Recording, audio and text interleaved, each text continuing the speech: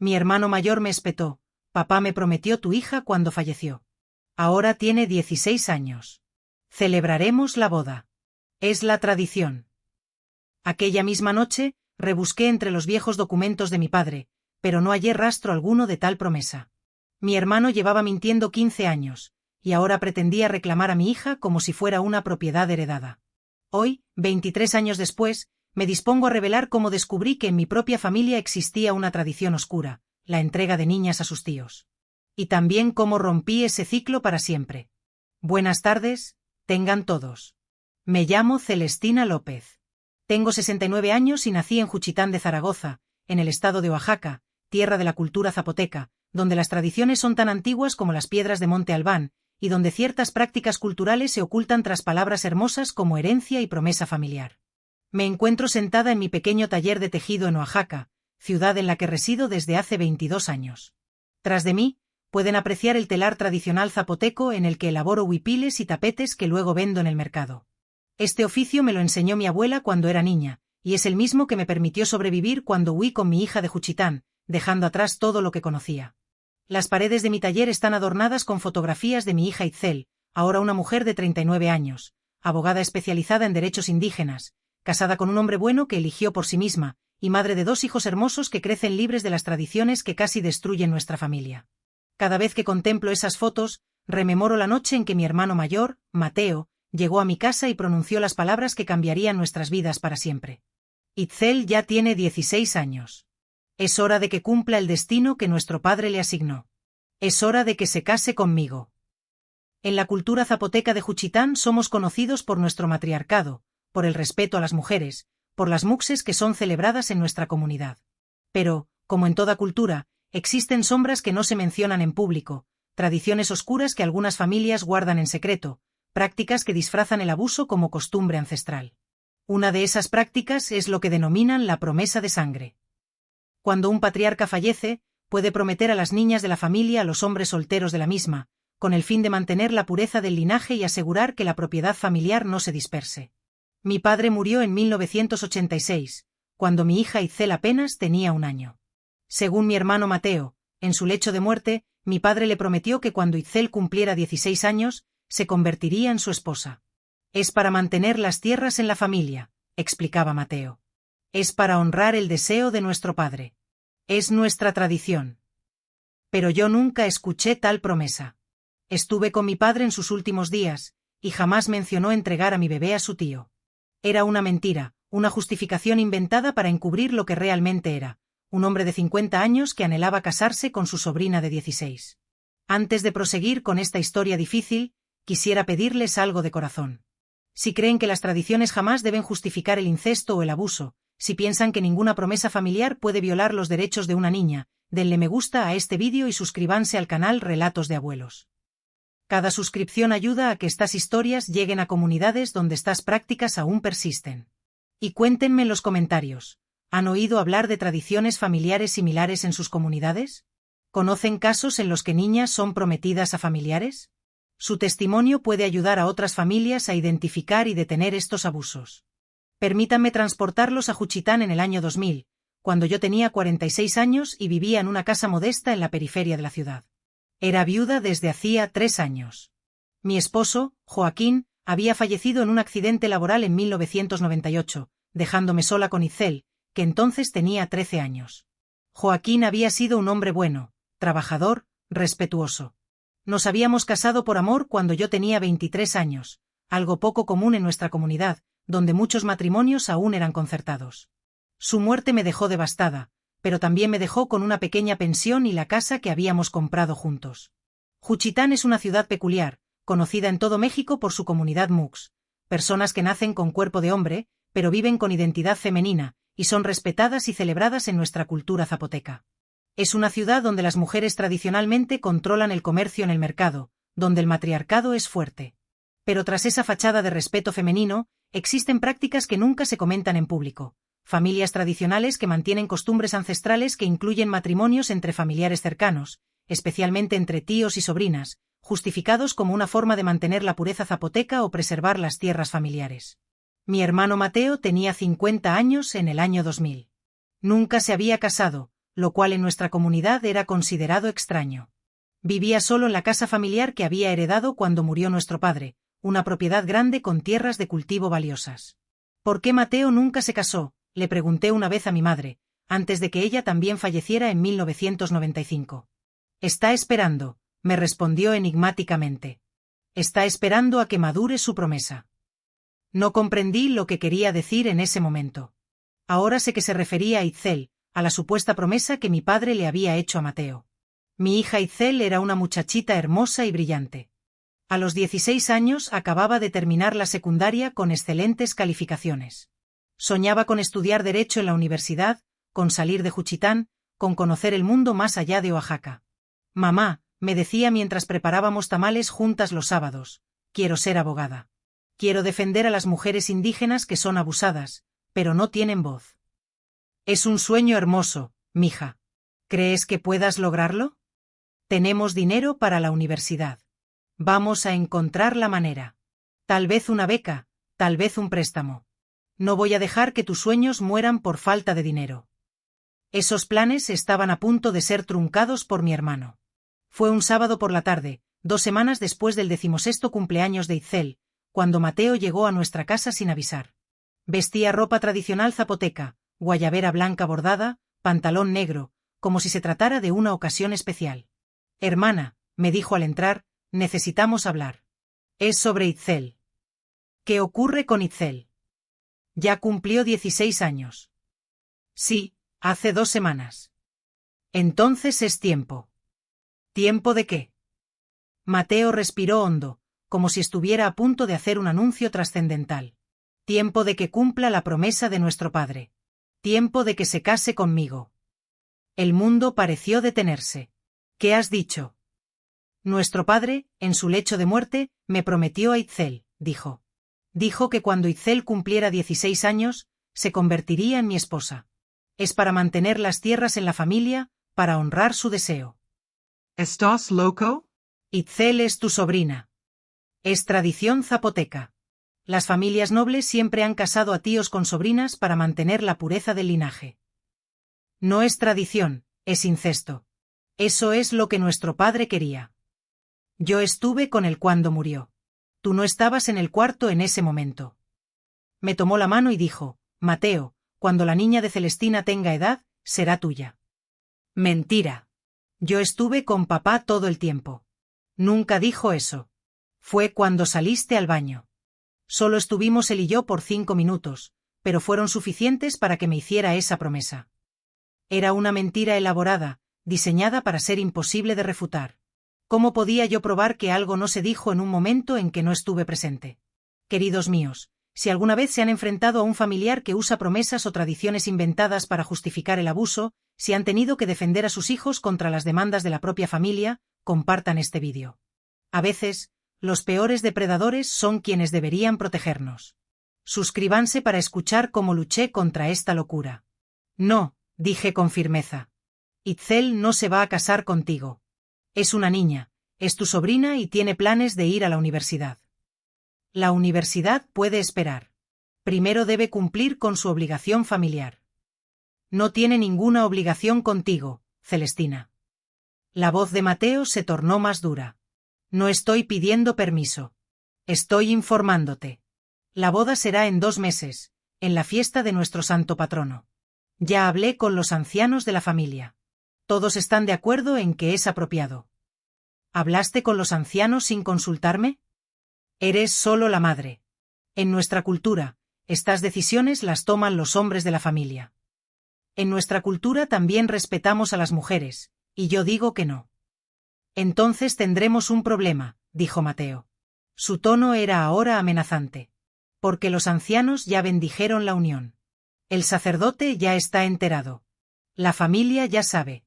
Si te resistes, vas a quedar muy mal ante toda la comunidad. No me importa cómo quede. No voy a entregar a mi hija.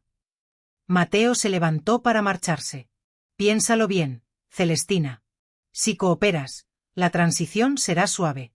Itzel seguirá viviendo en Juchitán. Seguirá siendo parte de la familia. Heredará las tierras cuando yo muera. Pero si te resistes. Dejó la amenaza flotando en el aire. ¿Qué? ¿Qué harás si me resisto? La familia tiene formas de hacer que las mujeres rebeldes entiendan su lugar. Tras su partida, me quedé sentada en estado de shock durante un largo rato. Realmente estaba ocurriendo esto. Mi propio hermano quería casarse con mi hija adolescente, y la familia lo apoyaba. Itzel llegó a casa 1 hora después. Venía de la casa de su amiga Rosa. Mamá, ¿qué ocurre? ¿Te ves pálida? Mi hija, siéntate. Tengo que contarte algo. Le expliqué toda la conversación con Mateo. Vi cómo su rostro pasaba de la confusión al horror, y de ahí a la indignación. ¿El tío Mateo quiere casarse conmigo?, preguntó incrédula. Tiene como 100 años. Tiene 50. Es mi tío. Es asqueroso. Lo sé, mi amor. Y dice que el abuelo le prometió eso. Eso dice, pero yo no creo que sea verdad. Aunque fuera verdad, ¿qué importa? Yo no soy una propiedad que se promete, soy una persona. Me sentí orgullosa de la claridad moral de mi hija, de su capacidad para ver la injusticia, incluso cuando estaba disfrazada de tradición. Pero nuestra indignación no cambió la realidad de nuestra situación. Al día siguiente comenzaron a llegar visitas. Primero fue mi tía Eufemia, hermana mayor de mi padre. Celestina, me dijo, escuché que estás causando problemas con la boda de Itzel. No es tu boda. Ella ni siquiera sabía de esto hasta ayer. Es una buena unión. Mateo es un buen hombre, tiene tierras, tiene dinero. Itzel estará bien cuidada. Itzel quiere ir a la universidad. Universidad. Tía Eufemia soltó una carcajada. ¿Para qué necesita una mujer la universidad? Su lugar está con su esposo, cuidando la casa, dando hijos. Es el siglo XXI, tía. Las mujeres pueden ser más que esposas. Esa es la mentalidad moderna que está destruyendo nuestras tradiciones. En mi época, las niñas obedecían, hacían lo que la familia decidía. En tu época también quemaban brujas. No todas las tradiciones merecen ser preservadas. Tía Eufemia se marchó ofendida, pero no fue la última visita. Vinieron primos, tíos, ancianos de la comunidad, todos con el mismo mensaje: Mateo tenía razón. La boda debía celebrarse. Yo estaba siendo difícil. ¿Nadie ve que esto está mal?, le pregunté a mi prima Gloria, que era más cercana a mi edad, y pensé que me comprendería. Mira, Celestina, me dijo incómoda. Yo, personalmente, no lo haría con mi hija, pero es complicado. Mateo es influyente, tiene las tierras más grandes de la familia. Si lo ofendes, toda la familia sufre. Entonces, ¿debo sacrificar a mi hija para mantener feliz a Mateo? No lo veo como un sacrificio. Lo veo como cumplir con obligaciones familiares. Era desesperante. Toda mi familia extensa parecía estar del lado de Mateo. Una semana después de su primera visita, Mateo regresó con 3 ancianos de la familia: mi tío Severiano, de 75 años, mi tío abuelo Timoteo, de 82, y don Celestino, un primo lejano respetado en la comunidad, que tenía 70 años. Celestina, comenzó tío Severiano con tono solemne. Hemos venido a hablar contigo sobre tu resistencia a la boda de Itzel con Mateo. No hay resistencia, porque no hay boda, respondí. Hay boda, porque así lo decidió tu padre antes de morir. Mateo nos contó sobre la promesa. ¿Y ustedes le creen solo porque él lo dice? ¿Por qué mentiría?, preguntó don Celestino. Mateo es un hombre honorable. Mentiría porque quiere a mi hija, y está usando una promesa inventada para justificar el incesto. No es incesto si hay matrimonio, protestó tío Timoteo. El matrimonio santifica la unión. El matrimonio no convierte el incesto en algo aceptable. En nuestra cultura zapoteca, explicó tío Severiano, históricamente hemos permitido matrimonios entre tíos y sobrinas, cuando es para preservar las tierras familiares. No es inusual. Tal vez no era inusual hace 200 años, pero vivimos en el siglo XXI. Hay leyes contra esto. Las leyes del gobierno mexicano no siempre respetan nuestras tradiciones indígenas, argumentó don Celestino. Era una conversación circular. No importaba qué argumentos presentara, ellos tenían una respuesta preparada, siempre volviendo a la tradición y al honor familiar. Mis queridos, si están conmigo hasta aquí, si entienden que a veces nuestra propia familia puede ser nuestro mayor enemigo, suscríbanse y activen las notificaciones. En la siguiente parte, les voy a contar cómo descubrí la verdad horrible sobre esta tradición y cómo planeé nuestra huida. Comenten: tradición no es excusa, si están de acuerdo. Tras la partida de los ancianos, supe que necesitaba pruebas. Necesitaba demostrar que mi padre nunca había hecho tal promesa. Aquella noche, después de que Itzel se durmiera, fui al viejo baúl donde guardaba las pertenencias de mi padre. Había cartas, documentos, un diario que llevó durante los últimos años de su vida. Leí cada página de ese diario, buscando cualquier mención de Itzel, de promesas, de planes matrimoniales. No había nada. De hecho, había una entrada del día anterior a su muerte que decía: rezo para que Celestina y la pequeña Itzel tengan una vida buena, que la niña crezca libre y fuerte como su madre. Libre. Mi padre quería que Itzel fuera libre. Llevé el diario a la casa de Mateo, al día siguiente. Mira, le dije, mostrándole la entrada. Papá quería que Itzel fuera libre. No hay ninguna mención de promesas matrimoniales. Mateo miró el diario y se rió. Claro que no lo escribió. Era una promesa verbal, de hombre a hombre, no algo para escribir en un diario. Conveniente que sea algo que no se pueda verificar. ¿Me estás llamando mentiroso? Sí. Su rostro se puso rojo de rabia. Ten cuidado, hermana. Estás jugando un juego peligroso. Fue entonces cuando supe con certeza que esto no se trataba de tradición o promesas, sino de poder, de control, de un hombre que quería a mi hija y estaba dispuesto a usar cualquier mentira para obtenerla.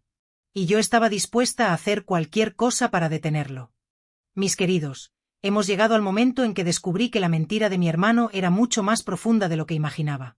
Si han estado conmigo hasta aquí, si entienden que a veces investigar el pasado revela horrores que preferiríamos no conocer, denle me gusta a este vídeo y suscríbanse a Relatos de Abuelos.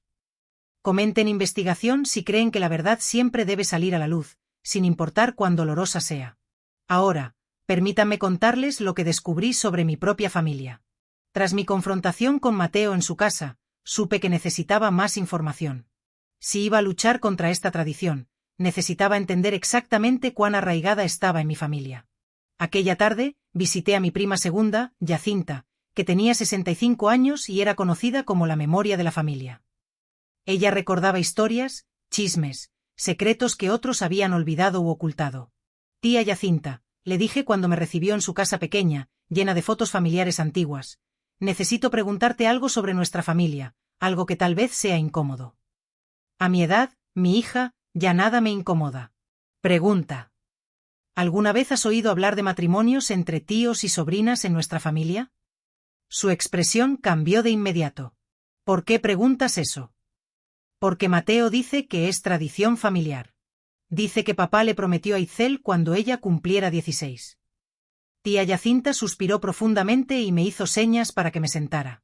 Siéntate, mija. Esto va a tomar tiempo. Lo que me contó durante las siguientes 2 horas me heló la sangre.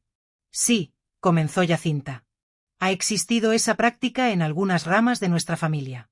No es algo de lo que hablemos públicamente, porque da vergüenza, pero sí ha pasado.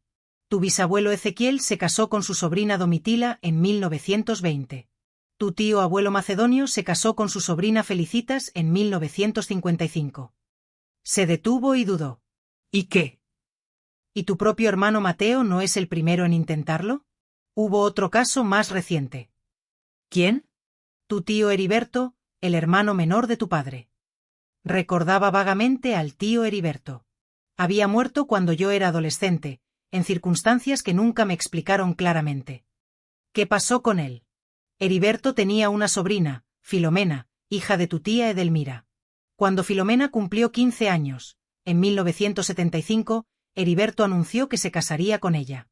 Dijo que su padre, tu abuelo, se lo había prometido antes de morir. La historia sonaba espantosamente familiar. ¿Y qué pasó? Edelmira se negó. Dijo que no permitiría que su hija se casara con su propio tío. La familia se dividió. Algunos apoyaban a Heriberto, otros a Edelmira. Hubo peleas, amenazas. ¿Cómo terminó? Jacinta bajó la voz. Una noche, Edelmira y Filomena desaparecieron. Simplemente se fueron. Nadie supo a dónde.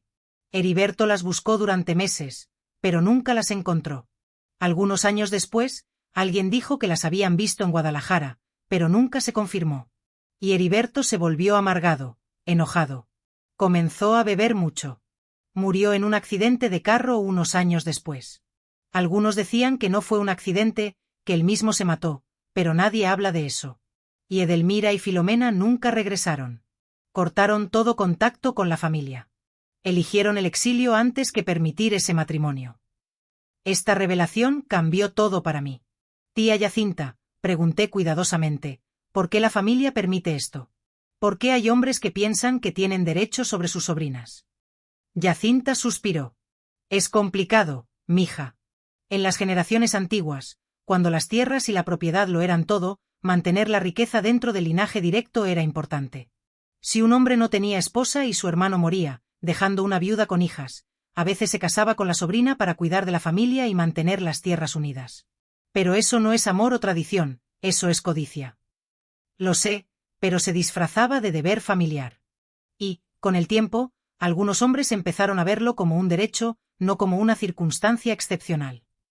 ¿Cuántas mujeres en nuestra familia han sido forzadas a esto? No lo sé.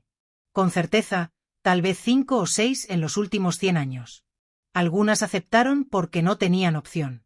Otras, como Edelmira, huyeron. ¿Y las que aceptaron fueron felices? Jacinta me miró con tristeza profunda. Ninguna fue feliz, mi hija. ¿Cómo puede ser feliz una niña casada con su tío? Algunas se volvieron locas, una se suicidó, otras simplemente se apagaron. Vivieron como fantasmas en sus propias vidas. Sentí náuseas. Esto no era una tradición cultural honorable, era un patrón de abuso intergeneracional disfrazado de costumbres zapotecas. ¿Por qué nadie detuvo esto?, pregunté, con la voz quebrándose. Porque las mujeres que hablaban eran castigadas. Porque los hombres controlaban todo.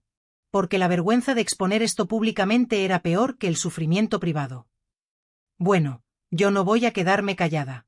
No voy a permitir que Itzel sea la siguiente víctima de esta tradición.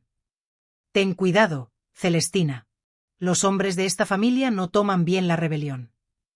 No me importa cómo lo tomen. Mi hija no va a sufrir lo que sufrieron esas otras mujeres. Aquella noche, cuando regresé a casa, le conté a Itzel todo lo que había descubierto. Mamá, dijo con lágrimas en los ojos, ¿realmente hay mujeres en nuestra familia que fueron forzadas a casarse con sus tíos? Sí, mi amor. Y nadie hizo nada para detenerlo. Algunas intentaron. Tu tía abuela Edelmira huyó con su hija antes que permitir ese matrimonio. Nunca regresaron. Entonces tenemos que huir también, tal vez. Pero primero voy a intentar luchar. Queridos míos, si alguna vez han descubierto secretos familiares oscuros que explican patrones de abuso, si han tenido que decidir entre el silencio y la exposición, compartan este vídeo. Los secretos familiares solo tienen poder cuando permanecen en la oscuridad. Suscríbanse para escuchar cómo expuse esta tradición horrible públicamente. Al día siguiente tomé una decisión audaz. Iba a exponer esta tradición públicamente, aunque eso significara avergonzar a mi familia. Fui a la oficina del periódico local de Juchitán, El Istmo. El editor era un hombre joven, de unos 35 años, llamado Roberto, conocido por sus artículos sobre derechos humanos y cuestiones indígenas. Señora, me dijo cuando le expliqué por qué estaba ahí, ¿está segura de que quiere hacer esto público? Su familia va a estar muy enojada. Estoy segura. Pero necesito saber si publicarán una historia sobre esto. Si puedo verificar los hechos, sí. Pero necesitaré más que solo su testimonio. Necesitaré documentos, otros testigos, pruebas. ¿Y si le traigo a otras mujeres de la familia que conocen la historia? ¿Eso ayudaría? Sí. Durante la siguiente semana, contacté discretamente a todas las mujeres mayores de mi familia que pensé que podrían hablar. La mayoría se negó, aterrorizadas ante la represalia familiar, pero 3 aceptaron: mi prima Jacinta, mi tía segunda Agripina, de 70 años, y sorprendentemente, mi tía Eufemia, quien, después de pensarlo mejor, decidió que esta tradición debía terminar. Cuando era joven, me confesó tía Eufemia, yo también fui amenazada con esto. Mi tío Bonifacio dijo que se casaría conmigo cuando cumpliera 16. Mi padre, tu abuelo, lo detuvo. Amenazó con matar a Bonifacio si me tocaba. Bonifacio retrocedió, pero no todas las niñas tuvieron padres tan valientes. Las 4 nos reunimos con Roberto en su oficina. Les hizo preguntas detalladas, tomó notas, verificó nombres y fechas. Esta es una historia importante, dijo finalmente, pero quiero advertirles, cuando esto se publique, habrá consecuencias. La familia va a negar todo. Van a llamarlas mentirosas, van a intentar intimidarlas. Que lo intenten, dije. Ya estoy siendo intimidada. Al menos ahora será público. El artículo se publicó una semana después con el título La tradición oscura, matrimonios forzados entre tíos y sobrinas en familias tradicionales de Juchitán. Roberto había investigado más allá de nuestra familia, y descubrió que esta práctica existía en varias familias zapotecas tradicionales, aunque nunca se hablaba públicamente. El artículo incluía testimonios anónimos de otras mujeres, documentación histórica y comentarios de antropólogos sobre cómo algunas tradiciones realmente eran formas de abuso sistematizado. La reacción fue explosiva. La mitad de la comunidad estaba escandalizada por la exposición. ¿Cómo te atreves a avergonzar a la familia públicamente?, me gritó mi tío Severiano cuando apareció en mi casa al día siguiente de la publicación del artículo. Lavamos nuestra ropa sucia en privado, no en los periódicos. No es ropa sucia, es abuso infantil disfrazado de tradición. Estás destruyendo el honor de nuestra familia. La familia destruyó su propio honor cuando empezó a cazar niñas con sus tíos. Mateo también vino, más furioso que nunca. Me hiciste ver como un monstruo, Celestina, siseó. Todo Juchitán está hablando de mí. Bien. Deberían estar hablando de ti. Deberían saber qué tipo de hombre quiere casarse con su sobrina de 16 años. Esto no va a quedar así, Celestina. Vas a arrepentirte. La única que se arrepentiría sería yo si permitiera que esto continuara. Pero no toda la reacción fue negativa. Varias mujeres jóvenes de la comunidad me buscaron para agradecerme. Mi tío también me estaba presionando, me confesó una muchacha de 17 años llamada Ofelia. Decía que era costumbre FAMIL. Pero después de ver el artículo, mis padres le dijeron que se olvidara de eso. Usted me salvó. Esas palabras me dieron fuerza. Si exponer a mi familia había salvado aunque sea una niña, valía la pena. Sin embargo, la presión familiar se intensificó. Los ancianos convocaron una reunión familiar formal, algo que solo se hacía en las ocasiones más serias. Celestina López, comenzó mi tío abuelo Timoteo con tono solemne cuando llegué a la casa familiar donde se realizaba la reunión. Has sido llamada ante el consejo familiar para responder por tus acciones. Había como 20 personas ahí. Tíos, primos, ancianos, todos mirándome con expresiones que iban desde furia. Has avergonzado a esta familia, continuó Timoteo. Has expuesto asuntos privados al escrutinio público. ¿Has violado el código de silencio que mantiene unida esta familia? El código de silencio, respondí, protege a los abusadores, no a las víctimas. No hubo abuso, protestó Mateo. Solo tradición. La tradición que obliga a las niñas a casarse con sus tíos es abuso, sin importar cómo la llames. La decisión de este consejo, anunció tío Severiano, es que debes retractarte públicamente. Debes ir al periódico y decir que exageraste, que malinterpretaste las cosas. No voy a hacer eso si no lo haces, advirtió don Celestino. Serás expulsada de la familia. Tus tierras heredadas serán revocadas. No serás bienvenida en ningún evento familiar. Serás tratada como si estuvieras muerta. Era la amenaza definitiva en una cultura donde la familia lo es todo. ¿Y si acepto? Pregunté. Si me retracto, entonces Mateo accederá a esperar un año más para la boda con Itzel. Le dará tiempo de prepararse mentalmente. Era una trampa. Si me retractaba, legitimaba la boda. Si no me retractaba, perdía todo apoyo familiar y protección. Necesito tiempo para pensar, dije. Tienes 24 horas, dijo Timoteo. Salí de esa reunión sabiendo que había llegado a un punto sin retorno. No podía retractarme, pero tampoco podía quedarme en Juchitán enfrentando a toda mi familia sola. Esa noche, Itzel y yo tuvimos la conversación más difícil de nuestras vidas. Mamá, dijo con voz temblorosa, ¿qué vamos a hacer? Creo que tenemos que irnos, mija. Tenemos que dejar Juchitán.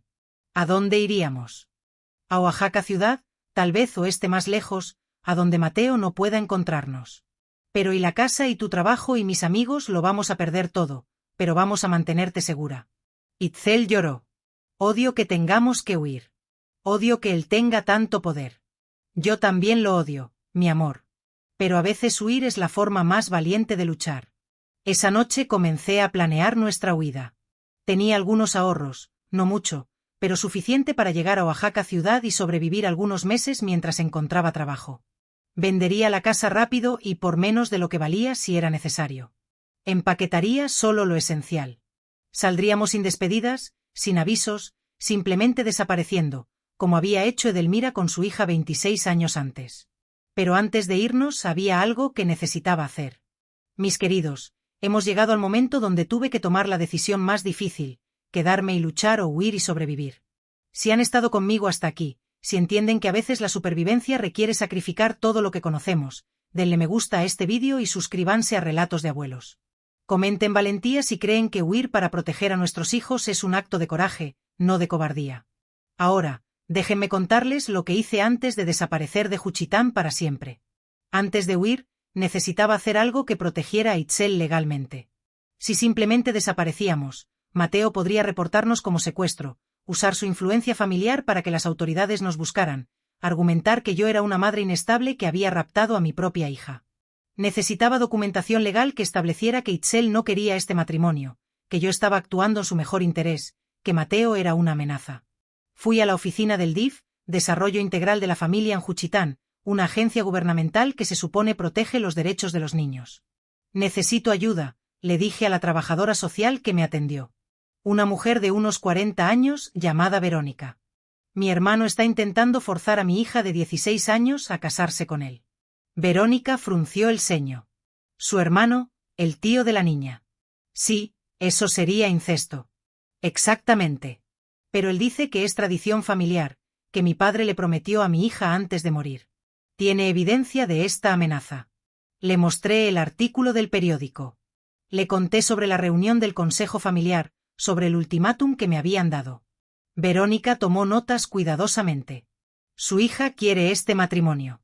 Por supuesto que no. ¿Puede hablar con ella? Necesito hablar con ella. Sí, y necesito hacer una evaluación completa de la situación. Esa tarde, Verónica vino a nuestra casa y entrevistó a Itzel durante casi 2 horas. Le preguntó sobre su relación con Mateo, sobre sus sentimientos hacia el matrimonio propuesto, sobre sus planes para el futuro.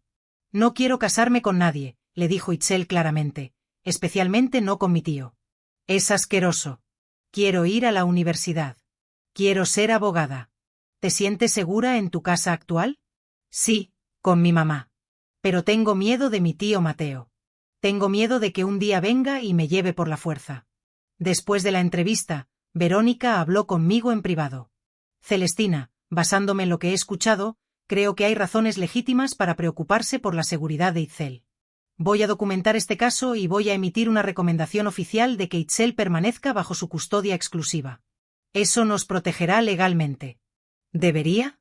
Si su hermano intenta llevar esto a las autoridades, tendrán que revisar mi reporte primero y mi reporte va a dejar muy claro que cualquier intento de forzar este matrimonio constituye abuso infantil. Gracias. Gracias por escucharnos. ¿Hay algo más que deberían saber? Añadió Verónica. Si deciden irse de Juchitán, hay recursos en Oaxaca ciudad para mujeres y niñas en situaciones como la suya. Aquí está la información de un refugio y de servicios legales gratuitos. Me dio una tarjeta con direcciones y números telefónicos. Era como si supiera que íbamos a huir, aunque nunca lo dije explícitamente. Con la documentación del DIF en mano, comencé los preparativos finales para nuestra huida.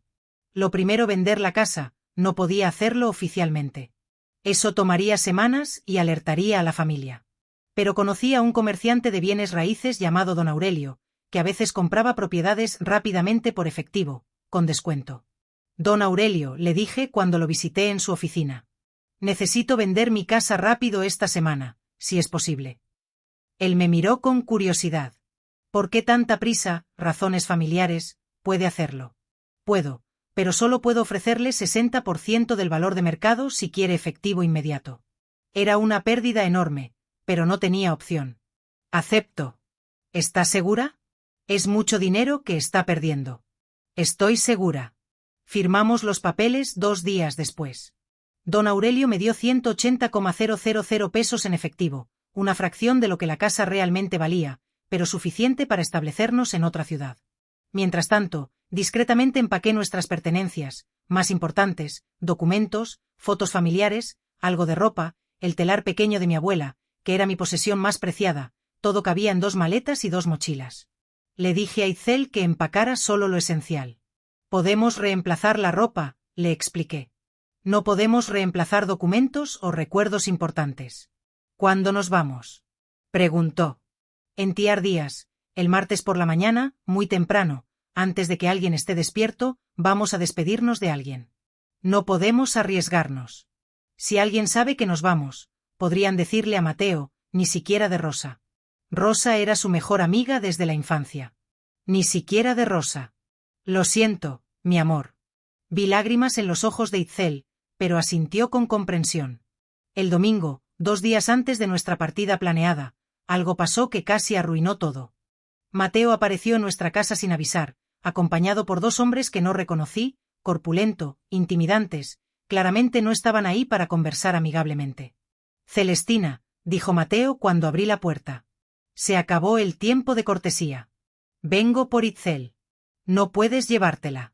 Tengo documentación del DIF, que no me importan tus papeles del gobierno, interrumpió. El consejo familiar ha decidido. Si no entregas a Itzel voluntariamente, estos señores la van a llevar. Los 2 hombres dieron un paso adelante, claramente listos para usar fuerza si era necesario. Itzel, enciérrate en tu cuarto, grité. Escuché sus pasos corriendo hacia su habitación y el sonido de la puerta cerrándose con seguro. Mateo, esto es secuestro, es ilegal. No es secuestro reclamar lo que me fue prometido. Ella no es propiedad que se promete en nuestra cultura. Sí lo es. Uno de los hombres intentó empujarme para entrar a la casa. Grité con todas mis fuerzas. ¡Ayuda! Están intentando secuestrar a mi hija. Vivíamos en un vecindario donde las casas estaban muy cerca unas de otras. Mis gritos inmediatamente atrajeron atención. Los vecinos empezaron a salir de sus casas. ¿Qué está pasando aquí?, preguntó don Martín, mi vecino de 60 años. Estos hombres están intentando llevarse a mi hija por la fuerza, expliqué. Esto es asunto familiar, dijo Mateo. No es su problema. Cuando hay gritos y violencia en mi calle, sí es mi problema, respondió don Martín firmemente. Más vecinos se habían reunido. Ahora la presión social hizo que Mateo retrocediera. Esto no termina aquí, Celestina, advirtió. Voy a volver y la próxima vez no va a importar cuántos vecinos estén mirando. Se fueron. Pero yo sabía que habíamos agotado nuestro tiempo. No podíamos esperar hasta el martes. Teníamos que irnos ahora, queridos míos. Si alguna vez han tenido que acelerar planes de escape porque el peligro era inminente, si han sentido ese terror de saber que cada minuto cuenta, compartan este vídeo. A veces no hay tiempo para despedidas apropiadas, solo hay tiempo para sobrevivir. Suscríbanse para escuchar cómo fue nuestra huida desesperada esa misma noche. Esa noche, después de que oscureció y los vecinos regresaron a sus casas, entré en pánico total. Isel, le dije, nos vamos ahora. Esta noche. Pero no íbamos a esperar hasta el martes. Mateo va a volver. No podemos esperar. Terminamos de empacar frenéticamente. Llamé a un taxi de una compañía de otra ciudad. No quería que ningún taxista local supiera que nos íbamos. Necesito que venga a recogerme a las 2 de la mañana, le dije al despachador. Y que no haga ruido al llegar. Es urgente. ¿Está todo bien, señora? Sí, solo es complicado. Por favor, 2 de la mañana. Exactamente. Las horas hasta las 2 de la mañana fueron agonizantes. Itzel y yo nos sentamos en la oscuridad con las maletas listas junto a la puerta, escuchando cada sonido en la calle, aterrorizadas de que Mateo regresara antes de que pudiéramos irnos. Mamá, tengo miedo, susurró Itzel. Yo también, mi amor, pero vamos a estar bien. Solo tenemos que llegar al taxi. A la 1:50 de la mañana, bien oes, escuchamos ruido afuera, pasos, voces bajas. Mi sangre se heló. Era Mateo. Había vuelto con más hombres. Miré por la ventana cuidadosamente. Había 3 figuras en la calle paradas cerca de nuestra casa vigilando. Itzel, Susur. Hay hombres afuera. Creo que están vigilando la casa. ¿Qué hacemos? No lo sé. A las 2 de la mañana exactamente, vi las luces del taxi acercándose por la calle. Los hombres afuera también lo vieron y empezaron a caminar hacia él. ¿Es ahora o nunca?, dije. Cuando el taxi pare, corremos. Lista. Lista.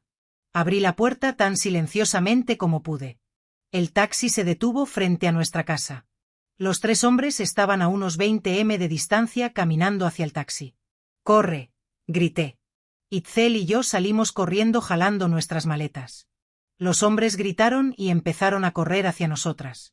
«Señor, arranque, arranque ahora», le grité al taxista mientras lanzábamos las maletas en el asiento trasero y nos metíamos. El taxista, viendo a los hombres corriendo hacia nosotras, entendió la urgencia. Aceleró justo cuando uno de los hombres alcanzó el carro y golpeó la ventana. «¡Alto! Deténgase». Pero el taxista aceleró más, alejándose por la calle oscura. A través de la ventana trasera había los 3 hombres parados en medio de la calle, uno hablando urgentemente por teléfono celular. «¿A dónde van?», preguntó el taxista, sus manos temblando en el volante, «a la terminal de autobuses de Oaxaca, ciudad. Y por favor, vaya rápido». «¿Quiénes eran esos hombres?». «Personas de las que estamos escapando. El viaje de Guchitana a Oaxaca ciudad. Normalmente toma unas 4 horas. Nuestro taxista lo hizo en 3x, conduciendo rápido por las carreteras oscuras de la madrugada». «¿Están en peligro real?», preguntó a mitad del camino. «Sí, tiene que ver con violencia doméstica, algo así. Mi hermana pasó por algo similar», dijo. «Tuvo que huir de su esposo». «Entiendo. No cobró la tarifa completa. Cuando llegamos a Oaxaca». «Vayan con Dios», dijo, «y tengan cuidado». Llegamos a la terminal de autobuses de Oaxaca a las 5:30 de la mañana. El primer autobús a la Ciudad de México salía a las 6:30 de la mañana. «¿Por qué Ciudad de México?», preguntó Itzel. «Pensé que íbamos a quedarnos en Oaxaca ciudad». «Cambio de planes. Si Mateo nos busca, buscará primero en Oaxaca. Ciudad de México. Es más grande, más fácil desaparecer».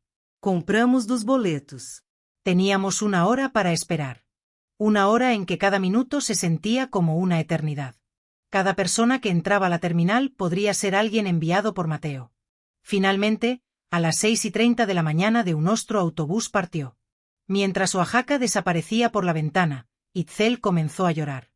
«Lo dejamos todo atrás. Soy oso. Mi escuela, mis amigos, nuestra casa, todo lo sé, mi amor. ¿Alguna vez vamos a poder regresar?». «No lo sé. Tal vez algún día cuando seas adulta. Cuando Mateo ya no pueda reclamarte». «¿Cuántos años faltan para eso?». «2 años hasta que seas legalmente adulta. Pero honestamente no creo que sea seguro regresar incluso entonces. Entonces, nunca voy a volver a ver a Rosa. Nunca voy a ver mi escuela otra vez. Nunca voy a terminar la preparatoria con mis compañeros. Vas a terminar la preparatoria, solo que en un lugar diferente, y vas a ir a la universidad como siempre quisiste. Todo va a estar bien, Itzel». Pero incluso mientras decía esas palabras, no estaba segura de creerlas. Habíamos escapado. Sí, pero ¿hacia qué? Una vida de esconderse, de mirar constantemente sobre el hombro, de preguntarnos si Mateo algún día nos encontraría. El viaje a Ciudad de México tomó 6 horas. Durante todo ese tiempo, yo apenas dormí, constantemente vigilante, esperando ver a Mateo o a sus hombres aparecer en cada parada del autobús. Cuando finalmente llegamos a la terminal de autobuses del sur, en Ciudad de México, alrededor de la 1 de la tarde, unos estábamos exhaustas, hambrientas y completamente abrumadas por la enormidad de la ciudad. «¿Y ahora qué, mamá?», preguntó Itzel, mirando la multitud masiva de personas en la terminal. «Ahora», dije, sacando la tarjeta que Verónica del DIF me había dado, «buscamos ayuda. Mis queridos, hemos llegado al momento donde enfrentamos la realidad de ser refugiadas en nuestra propia ciudad. Si han estado conmigo hasta aquí, si entienden que escapar es solo el primer paso y que reconstruir una vida desde cero es aún más difícil, denle me gusta a este vídeo y suscríbanse a Relatos de Abuelos. Comenten reconstrucción si saben lo que es empezar de nuevo sin nada más que esperanza. Ahora, déjenme contarles cómo fue nuestra llegada a la Ciudad de México y los primeros días de nuestra nueva vida. La Ciudad de México en 2001 era abrumadora para 2 mujeres zapotecas que venían de Juchitán. El ruido, la multitud, el tamaño imposible de la ciudad, los edificios que parecían tocar el cielo. Itzel y yo nos quedamos paradas en la terminal de autobuses, perdidas entre miles de personas que parecían saber exactamente a dónde iban. «Mamá, hay tanta gente», susurró Itzel agarrando mi brazo con fuerza. «Lo sé, mi amor, pero eso es bueno. Entre más gente, más fácil es desaparecer. Saqué la tarjeta que Verónica del DIF me había dado. Decía, Casa Esperanza, refugio para mujeres y niñas en situación de violencia. Había una dirección en la colonia Roma y un número telefónico. Encontré un teléfono público y llamé al número. Casa Esperanza. Buenas tardes, respondió una voz femenina. Hola, mi nombre es Celestina. Acabo de llegar a la Ciudad de México huyendo de una situación familiar difícil. Tengo una hija de 16 años. Necesitamos un lugar donde quedarnos. ¿Están en peligro inmediato? Creo que sí. Mi hermano estaba intentando forzar a mi hija a casarse con él. Escapamos a Che de Oaxaca. Entiendo. ¿Dónde están ahora? En la terminal del sur. Está bien. Quédense ahí. Voy a mandar a alguien a recogerlas. ¿Cómo las puedo reconocer? Soy una mujer de 46 años, zapoteca, con trenza larga. Mi hija tiene 16, Esperanza. También con trenza. Tenemos 2 maletas. Perfecto. Busquen una camioneta blanca con el logo Casa Esperanza en el costado. Llegará en aproximadamente 40 minutos. Esos 40 minutos fueron eternos. Cada hombre de mediana edad que pasaba cerca nos hacía sobresaltar. Podría Mateo haber adivinado que veníamos a la Ciudad de México. Podría haber tomado un vuelo y llegado antes que nosotras. Nos estaba buscando en este momento. Mamá, ese hombre nos está mirando, dijo Itzel, señalando discretamente a un señor que estaba parado cerca observándonos. Mi corazón se aceleró, pero cuando el hombre finalmente se acercó, solo preguntó, disculpe, ¿sabe dónde está el baño? No, lo siento, acabamos de llegar, respondí sintiendo que mi corazón volvía a su ritmo normal. Finalmente vimos la camioneta blanca con el logo de Casa Esperanza. Una mujer de unos 35 años bajó morena con expresión amable. Celestina preguntó. Sí, soy Sofía. Trabajo en Casa Esperanza. Bienvenidas. Vamos, las voy a llevar al refugio. El refugio estaba en un edificio de 3 pisos en la colonia Roma. Desde afuera parecía una casa normal, sin ningún letrero que indicara que era un refugio, una medida de seguridad para que los abusadores no pudieran encontrarlo fácilmente. Aquí están seguras, explicó Sofía mientras entrábamos. La dirección no se comparte públicamente. Tenemos sistemas de seguridad y todas las residentes usan nombres falsos para protección adicional. Nombres falsos. Sí, mientras estén aquí pueden elegir nombres diferentes. Si alguien las busca, no podrán encontrarlas bajo sus nombres reales. Era como entrar a una vida completamente nueva. El interior del refugio era sorprendentemente acogedor. Había una sala común con sofás, una cocina grande donde las residentes compartían la preparación de comidas, dormitorios en los pisos superiores y una sala de juegos para los niños. Actualmente tenemos 15 residentes, explicó Sofía. 7 mujeres adultas y 8 niños. Todas están aquí huyendo de violencia doméstica, matrimonios forzados, situaciones familiares abusivas. ¿Cuánto tiempo podemos quedarnos? El promedio es de 3 a 6 meses. Ese es el tiempo que generalmente toma para que las mujeres se estabilicen, encuentren trabajo, consigan un lugar propio. Pero cada caso es diferente. Algunas se quedan más tiempo si es necesario. Nos llevó a un dormitorio en el segundo piso que compartiríamos con otras 2 mujeres y sus hijos. Esta es Elena. Nos presentó a una mujer de unos 30 años con un bebé en brazos. Y esta es Patricia señalando a una mujer mayor, tal vez de 55 años.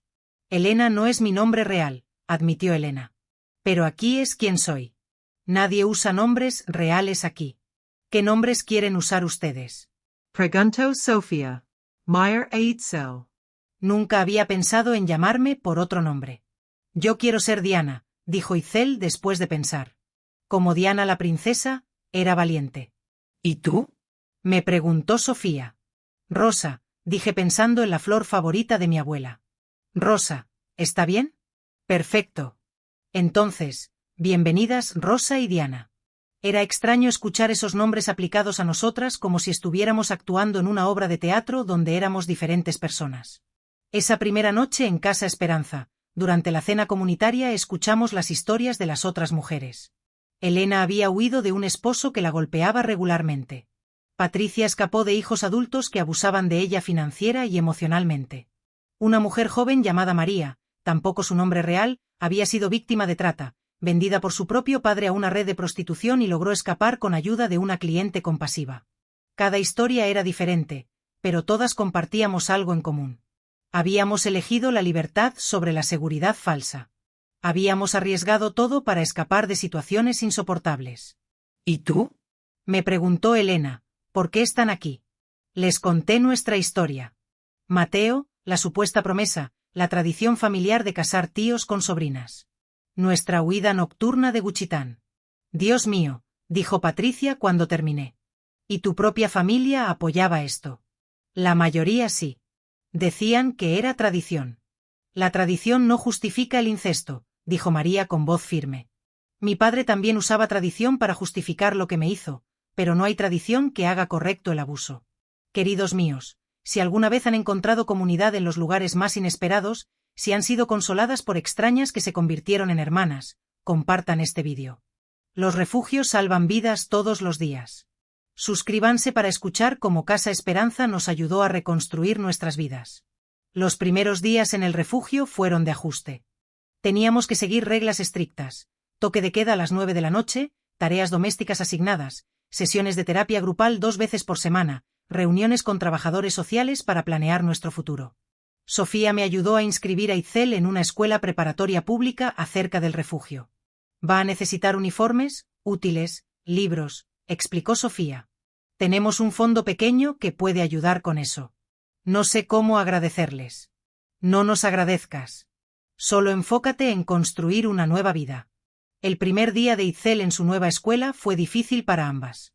Mamá, ¿y si alguien me pregunta de dónde soy? Me preguntó esa mañana mientras le trenzaba el cabello. Dices que eres de Oaxaca, pero no especificas de dónde exactamente. Y recuerda, aquí te llamas Diana. Me siento como si estuviera mintiendo todo el tiempo. No estás mintiendo, mi amor, estás protegiéndote. Mientras Itzel estaba en la escuela, yo pasaba las mañanas buscando trabajo. Ciudad de México era enorme, con millones de personas, pero encontrar empleo sin referencias, sin experiencia laboral formal, sin educación más allá de la primaria, no era fácil. ¿Experiencia en restaurantes?, me preguntaban. No experiencia en limpieza comercial, solo en mi propia casa. Referencias no tengo. Después de 2 semanas de rechazos constantes, finalmente encontré trabajo en un taller textil en la colonia obrera. El dueño, don Ramiro, necesitaba a alguien que supiera tejer en telar tradicional para hacer productos artesanales que vendería como decoración. ¿Sabes usar telar zapoteco?, me preguntó. Sí, mi abuela me enseñó cuando era niña. ¿Puedes hacer huipiles, tapetes, rebozos? Sí, todo eso. Te pago 80 es al día. Trabajas de 8 de la mañana a 6 de la tarde, 6 días a la semana. Era poco dinero, apenas 480 pesos semanales, pero era algo. Era mi dinero ganado con mi trabajo sin depender de nadie. Acepto. Con mi salario más algunos ahorros que todavía tenía de la venta de la casa, podíamos sobrevivir, aunque ajustadamente. Pero nuestra nueva vida tenía una sombra constante, el miedo a ser encontradas. Un mes después de nuestra. Esto no se va a quedar así, Celestina. Te vas a arrepentir amargamente de lo que has hecho. Aunque, pensándolo bien, la única que tendría motivos para lamentarse sería yo si permitiera que esta situación continuara sin más. Pero, afortunadamente, no todo el mundo reaccionó de forma negativa ante lo sucedido. De hecho, varias mujeres jóvenes de la comunidad se acercaron a mí para darme las gracias. Una de ellas, una muchacha de apenas 17 años llamada Ofelia, me confesó que su propio tío la estaba presionando para casarse con él. Según decía, era una costumbre familiar, así, entre comillas y con toda la carga que eso implicaba. Sin embargo, después de que sus padres leyeron el artículo que publiqué, le dejaron bien claro que se olvidara por completo de esa idea. Usted me salvó, me dijo con una mirada llena de gratitud. Esas palabras, sencillas pero sinceras, me dieron una fuerza renovada. Pensé que si exponer a mi propia familia había servido para salvar al menos a una sola niña de ese destino, entonces todo el sacrificio había valido la pena. Pero, como era de esperar, la presión por parte de mi familia no hizo más que intensificarse. Los ancianos, figuras respetadas y temidas a partes iguales, convocaron una reunión familiar formal, algo que solo ocurría en las ocasiones más solemnes y trascendentales. Celestina López, comenzó mi tío abuelo Timoteo, con un tono de voz cargado de solemnidad, en cuanto llegué a la casa familiar donde se celebraba la reunión. Has sido llamada ante el consejo familiar para responder por tus acciones. Al entrar, me encontré con una veintena de personas. Tíos, primos, ancianos, todos ellos mirándome con expresiones que oscilaban entre la furia y el reproche. Has avergonzado a esta familia, continuó Timoteo, sin siquiera darme tiempo a reaccionar. Has expuesto asuntos privados al escrutinio público, violando así el código de silencio que siempre ha mantenido unida a esta familia. El código de silencio, respondí, con la voz firme a pesar del temblor que sentía por dentro, protege a los abusadores, no a las víctimas. No ha habido ningún abuso, protestó Mateo, con el rostro enrojecido por la ira. Solo tradición. La tradición que obliga a las niñas a casarse con sus tíos es abuso, Mateo, sin importar el nombre que le quieras dar. El tío Severiano, carraspeando para llamar la atención, anunció. La decisión de este consejo es que debes retractarte públicamente. Debes ir al periódico y decir que exageraste, que malinterpretaste las cosas. No voy a hacer eso, respondí, sintiendo como la sangre me hervía en las venas. Si no lo haces, advirtió don Celestino, con una mirada gélida, serás expulsada de la familia. Tus tierras heredadas serán revocadas. No serás bienvenida en ningún evento familiar. Serás tratada como si estuvieras muerta. Era la amenaza definitiva, la peor de todas en una cultura como la nuestra, donde la familia lo es todo, el pilar fundamental sobre el que se sustenta la vida. ¿Y si acepto? Pregunté, tratando de ganar tiempo y buscar una salida a esta trampa. Si me retracto, entonces Mateo accederá a esperar un año más para la boda con Itzel, dándole tiempo a prepararse mentalmente. Era una trampa, lo sabía. Si me retractaba, estaría legitimando esa boda abominable. Si no lo hacía, perdería todo el apoyo y la protección de mi familia, quedándome completamente sola. Necesito tiempo para pensar, dije, con la voz apenas audible. Tienes 24 horas, sentenció Timoteo, sin mostrar la más mínima señal de compasión. Salí de esa reunión con la certeza de haber llegado a un punto sin retorno. No podía retractarme, traicionando así mis principios y condenando a Itzel a una vida de sufrimiento. Pero tampoco podía quedarme en Juchitán, enfrentándome sola a toda mi familia, convertida en una paria. Esa noche, Itzel y yo tuvimos la conversación más difícil de nuestras vidas, una conversación que nos marcaría para siempre. Mamá, dijo con voz temblorosa, mientras las lágrimas comenzaban a resbalar por sus mejillas, ¿qué vamos a hacer? Creo que tenemos que irnos, mija, respondí, sintiendo como el corazón se me encogía al ver su rostro lleno de angustia. Tenemos que dejar Juchitán. ¿A dónde iríamos? Preguntó, con los ojos llenos de incertidumbre. ¿A Oaxaca ciudad, tal vez? ¿O aún más lejos, a donde Mateo no pueda encontrarnos? Lo vamos a perder todo, Itzel, dije, con la voz quebrada, la casa, mi trabajo, tus amigos. Pero lo más importante es mantenerte a salvo. Itzel rompió a llorar desconsoladamente. Odio tener que huir. Odio que él tenga tanto poder. Yo también lo odio, mi amor, respondí, abrazándola con fuerza. Pero a veces, huir es la forma más valiente de luchar. Esa noche, mientras Itzel dormía a mi lado, comencé a planear nuestra huida. Tenía algunos ahorros, no muchos, pero sí lo suficiente para llegar a Oaxaca ciudad y sobrevivir durante algunos meses mientras encontraba trabajo. Vendería la casa lo más rápido posible, aunque tuviera que hacerlo por menos de lo que valía. Empaquetaría solo lo esencial, aquello que realmente importaba. Saldríamos sin despedidas, sin avisos, simplemente desapareciendo, tal y como había hecho Edelmira con su hija 26 años atrás. Pero antes de irnos, había algo que necesitaba hacer, algo que no podía dejar pasar. Mis queridos amigos, hemos llegado al punto crucial, al momento en que tuve que tomar la decisión más difícil de mi vida, quedarme y luchar, o huir y sobrevivir. Si han estado conmigo hasta aquí, si comprenden que a veces la supervivencia exige sacrificar todo lo que conocemos y amamos, por favor, denle me gusta a este vídeo y suscríbanse a Relatos de Abuelos. Y si creen que huir para proteger a nuestros hijos es un acto de valentía, no de cobardía, escriban valentía en los comentarios. Ahora, déjenme contarles lo que hice antes de desaparecer de Juchitán para siempre, lo que hice para intentar proteger a Itzel de las garras de Mateo. Antes de huir, necesitaba hacer algo que protegiera legalmente a Itzel, algo que le diera una base sólida en caso de que Mateo decidiera perseguirnos. Si simplemente desaparecíamos, corría el riesgo de que Mateo nos denunciara por secuestro, utilizando su influencia familiar para que las autoridades nos buscaran y argumentando que yo era una madre inestable que había raptado a su propia hija. Necesitaba documentación legal que estableciera claramente que Itzel no quería ese matrimonio, que yo estaba actuando en su mejor interés y que Mateo representaba una amenaza real para su bienestar.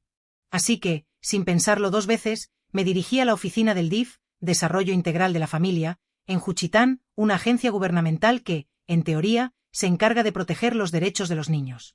Necesito ayuda, le dije a la trabajadora social que me atendió, una mujer de unos 40 años llamada Verónica. Mi hermano está intentando forzar a mi hija de 16 años a casarse con él. Verónica frunció el ceño, visiblemente sorprendida. ¿Su hermano? ¿El tío de la niña? Sí, exactamente. Eso sería incesto, ¿verdad? Desde luego que sí.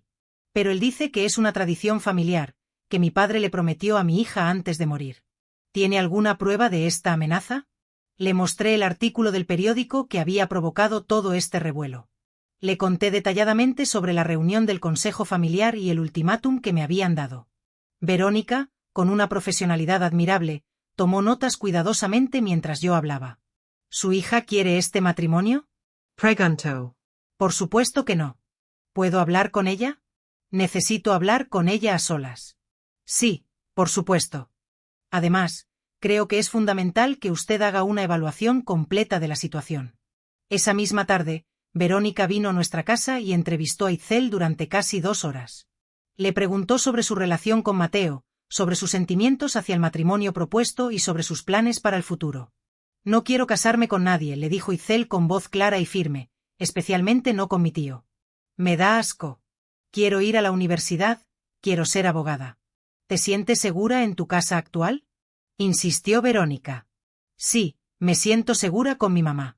Pero tengo miedo de mi tío Mateo. Tengo miedo de que un día venga y me lleve por la fuerza. Después de la entrevista, Verónica habló conmigo en privado. Celestina, basándome en lo que he escuchado, creo que hay razones legítimas para preocuparse por la seguridad de Itzel. Voy a documentar este caso y voy a emitir una recomendación oficial para que Itzel permanezca bajo su custodia exclusiva. ¿De verdad cree que eso nos protegerá legalmente? Sin duda. Si su hermano intenta llevar este asunto a las autoridades, tendrán que revisar mi informe primero. Y mi informe dejará muy claro que cualquier intento de forzar este matrimonio constituye abuso infantil. Gracias, Verónica. Gracias por escucharnos. ¿Hay algo más que debiera saber? Añadió Verónica, con una mirada comprensiva. Si deciden irse de Juchitán, quiero que sepan que existen recursos en Oaxaca ciudad para mujeres y niñas en situaciones como la suya. Aquí tienen la información de un refugio y de servicios legales gratuitos. Me entregó una tarjeta con direcciones y números de teléfono. Es como si supiera que íbamos a huir, aunque nunca se lo dije explícitamente. Con la documentación del DIF en mi poder, comencé los preparativos finales para nuestra huida. Lo primero era vender la casa. Sin embargo, no podía hacerlo de forma oficial, ya que eso tomaría semanas y alertaría a mi familia. Afortunadamente, conocí a un comerciante de bienes raíces llamado Don Aurelio, que a veces compraba propiedades rápidamente por dinero en efectivo, aunque a un precio muy por debajo del valor real. Don Aurelio, le dije cuando lo visité en su oficina, necesito vender mi casa rápido, esta misma semana si es posible. Don Aurelio me miró con curiosidad, intuyendo que algo no iba bien. ¿Por qué tanta prisa, Celestina? ¿Razones familiares? Sí, don Aurelio, razones familiares. Puedo hacerlo, pero solo puedo ofrecerle el 60% del valor de mercado si quiere el dinero en efectivo de inmediato. Era una pérdida enorme, lo sabía, pero no tenía otra opción. Al llegar a Ciudad de México, mientras trabajaba en el taller, recibí una llamada de Sofía en Casa Esperanza. Rosa, me dijo, y todavía me costaba acostumbrarme a ese nombre. Necesitas venir al refugio inmediatamente. ¿Qué pasó? ¿Itzel está bien? Itzel está bien. Pero alguien vino al refugio preguntando por ti, por Celestina de Juchitán. Mi sangre se heló de golpe. ¿Quién? Un hombre de mediana edad dijo que era tu hermano, que estaba buscándote, que estabas enferma mental y había secuestrado a tu hija. Es Mateo. Nos encontró. No te preocupes. No le dimos ninguna información. Le dijimos que no conocíamos a ninguna Celestina. Y el refugio tiene protocolo de seguridad. Nunca revelamos información sobre residentes. Pero, ¿cómo nos encontró? No lo sé. Tal vez rastreó el contacto del DIF en Oaxaca. Tal vez hizo conexiones. La Ciudad de México es grande, pero no infinita. Esa noche, en la reunión de emergencia en Casa Esperanza, discutimos opciones. Pueden quedarse aquí, dijo Sofía. Pero si tu hermano está buscando activamente, eventualmente podría conectar los puntos. Hay solo un número limitado de refugios en la ciudad. Entonces, ¿qué hacemos? Tienen opciones. Pueden mudarse a otra ciudad. Guadalajara, Monterrey, Puebla. O pueden quedarse aquí, pero cambiar completamente sus rutinas. Nueva escuela para Itzel, nuevo trabajo para ti, tal vez hasta cambiar de apariencia. Itzel, que había estado escuchando en silencio, finalmente habló. No quiero cambiar de escuela. Apenas estoy empezando a hacer amigas. Lo sé, mija. No podemos simplemente ir a la policía, denunciarlo por acoso.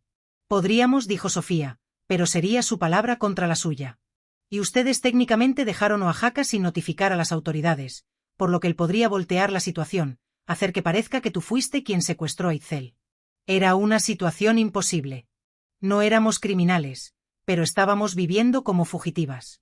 Hay otra opción, dijo Sofía después de una pausa. Podemos iniciar un caso legal formal. Solicitar una orden de restricción permanente contra tu hermano. Establecer legalmente que Itzel está bajo tu custodia por razones de seguridad. Documentar todo lo que pasó en Juchitán. ¿Cuánto tiempo tomaría eso? Meses, tal vez un año. Y tu hermano sería notificado. Tendría oportunidad de defenderse. ¿Defenderse de qué? ¿De querer casarse con su sobrina de 16 años? Exacto. Y cuando lo pones así ante un juez en la Ciudad de México, donde las costumbres rurales no tienen el mismo peso que tienen en Oaxaca, las probabilidades están de tu lado. Por primera vez desde que empezó esta pesadilla, sentí una chispa de esperanza. Talvez no teníamos que seguir huyendo. Tal vez podíamos luchar. ¿Cómo empezamos? Hay una abogada que trabaja con nosotros, especializada en casos de derechos de las niñas y matrimonio forzado. Se llama licenciada Fernanda García. Mañana pueden reunirse con ella. Esa noche no pude dormir. Mi mente giraba con posibilidades. ¿Y si pudiéramos ganar? ¿Y si pudiéramos establecer legalmente que Mateo no tenía derecho sobre Itzel? ¿Y si pudiéramos finalmente dejar de escondernos? Pero también había miedo. ¿Y si perdíamos? ¿Y si el juez decidía que las tradiciones familiares eran válidas? ¿Y si Mateo lograba convencer a las autoridades de que yo era una madre inestable? Mamá, susurró Itzel desde su litera. ¿Estás despierta? Sí, mi hija. Tengo miedo del tío Mateo. Tengo miedo de que nos encuentre. Yo también, pero vamos a luchar. Está bien. Ya no vamos a seguir huyendo. ¿Estás segura? No, admití honestamente, pero sé que ya no puedo vivir con este miedo constante. Ya no puedo seguir mirando sobre mi hombro esperando ver a Mateo. Necesitamos terminar con esto de una manera u otra. Al día siguiente conocimos a la licenciada Fernanda García. Mis queridos, hemos llegado al momento donde decidí dejar de huir y empezar a luchar legalmente. Si han estado conmigo hasta aquí, si entienden que a veces la única manera de tener paz es enfrentar al abusador en un tribunal, denle me gusta a este vídeo y suscríbanse a Relatos de Abuelos. Comenten, justicia, si creen que el sistema legal puede proteger a las víctimas cuando tienen el valor de denunciar. Ahora déjenme contarles cómo comenzamos la batalla legal contra mi hermano. La licenciada Fernanda García tenía su oficina en la colonia Condesa, en un edificio modesto pero profesional. Era una mujer de unos 40 años, con lentes, expresión seria pero amable, y paredes llenas de diplomas y certificados sobre derechos de las niñas y violencia de género. Señora Celestina, comenzó después de que nos sentáramos. Sofía me contó por teléfono un resumen de su situación, pero necesito que me cuente todo desde el principio. No omita ningún detalle, por incómodo que sea. Le conté toda la historia. La muerte de mi padre en 1986. La supuesta promesa que Mateo afirmaba haber recibido. Los 15 años de espera hasta que Itzel cumpliera 16. El anuncio de la boda. Mi investigación con mi prima Yacinta sobre otros casos en la familia.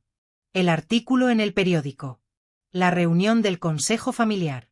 El intento de secuestro. Nuestra huida nocturna. Y finalmente, la aparición de Mateo en Casa Esperanza. La licenciada García tomaba notas meticulosamente en su computadora. ¿Tiene alguna evidencia física de todo esto? Preguntó cuando terminé. Tengo el artículo del periódico donde se expone la práctica en mi familia. Tengo la documentación del DIF de Juchitán, donde Verónica entrevistó a Itzel. Tengo nombres de testigos que pueden confirmar que Mateo anunció públicamente su intención de casarse con Itzel. Bien, eso es un comienzo sólido. La licenciada dirigió su mirada hacia Itzel, quien estaba sentada a mi lado. Itzel, ¿verdad? Sí, licenciada. ¿Cuántos años tienes ahora? Voy a cumplir 3 de enero de 2017 meses. ¿Y qué sientes sobre tu tío Mateo? Itzel no dudó ni un instante. Tengo miedo de él. No quiero casarme con él ni con nadie. Quiero terminar la preparatoria, ir a la universidad, estudiar derecho como usted. La licenciada García sonrió levemente. Derecho. Sí. Quiero ayudar a otras niñas como yo. Niñas que son obligadas a casarse con familiares. Es un objetivo noble y vas a llegar ahí. Te lo prometo. Se volvió hacia mí nuevamente. Señora Celestina, voy a ser directa sobre lo que podemos hacer y lo que no podemos hacer. Primero, lo que podemos hacer enumeró en sus dedos. 1. Podemos solicitar una orden de restricción permanente contra Mateo. Si la obtenemos, él legalmente no podrá acercarse a ustedes dentro de cierta distancia, ni contactarlas directa o indirectamente. 2. Podemos presentar cargos criminales contra él por intento de secuestro, basándonos en el incidente donde intentó llevarse a Itzel por la fuerza. 3. Podemos iniciar un caso de pérdida de patria potestad familiar, argumentando que su comportamiento constituye abuso psicológico y representa un peligro para el bienestar de Itzel. 4. Podemos documentar todo esto de manera que si alguna vez Mateo intenta usar el sistema legal contra ustedes, tengamos un registro completo del patrón de abuso. Hizo una pausa, antes de continuar. Ahora, lo que no podemos hacer o lo que será difícil. 1. No podemos arrestar a Mateo por algo que no hizo técnicamente todavía. Él no consumó ningún matrimonio forzado, no cometió agresión física documentada, solo amenazó e intentó secuestrarla. 2. No podemos borrar completamente el peligro, incluso con una orden de restricción. Si él está determinado a encontrarlas, eventualmente podría hacerlo. Las órdenes de restricción son papeles, no paredes físicas. 3. No podemos evitar que él contrate su propio abogado y presente una contrademanda, argumentando que ustedes son las que están violando algún acuerdo familiar o que Celestina es una madre inadecuada. Sus palabras eran sobrias, directas y honestas. Entonces, ¿qué recomienda? Pregunté. Recomiendo que hagamos todo lo que está en nuestro poder legalmente. Solicitamos la orden de restricción primero. Eso es lo más rápido. Puede tomar solo unas semanas. Mientras tanto, construimos el caso más fuerte posible para los cargos criminales y la pérdida de derechos familiares. Y, muy importante, necesito que Itzel haga una declaración formal, videograbada, explicando todo lo que pasó y cómo se siente. Eso será evidencia crucial. ¿Una videograbación? Preguntó Itzel nerviosa. Sí, con tu permiso y el de tu madre, grabaríamos una entrevista formal donde cuentas tu versión de los hechos. Se usa en casos como este para que el juez pueda ver directamente tu testimonio, tu expresión, tu sinceridad. Es muy poderoso.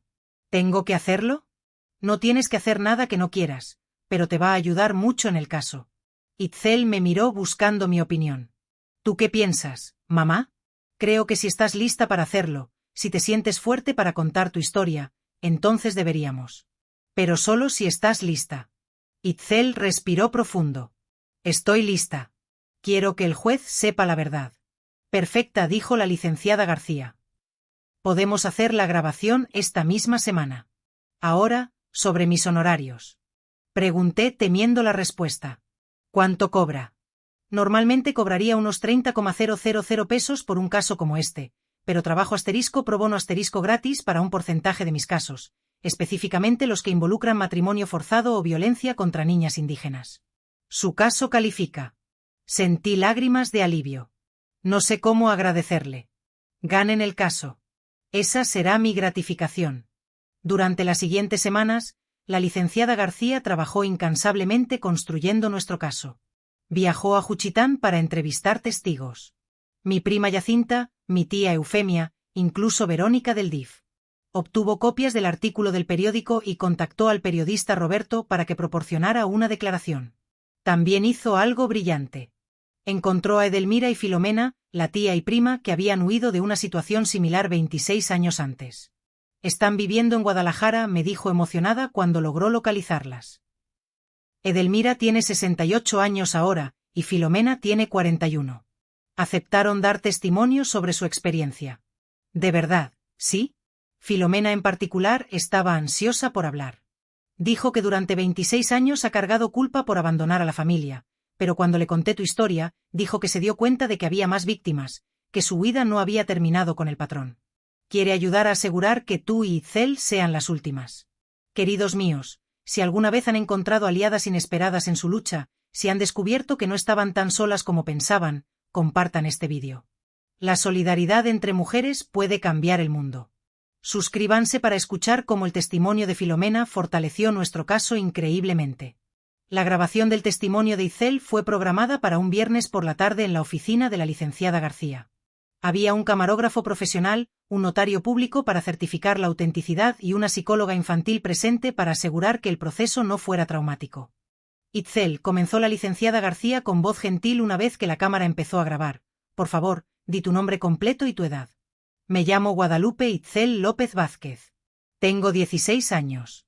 ¿Y dónde naciste? En Juchitán de Zaragoza, Oaxaca. Cuéntame sobre tu tío Mateo. Itzel respiró profundo. Después comenzó a hablar. Contó sobre cómo Mateo siempre la había mirado de forma extraña desde que era pequeña.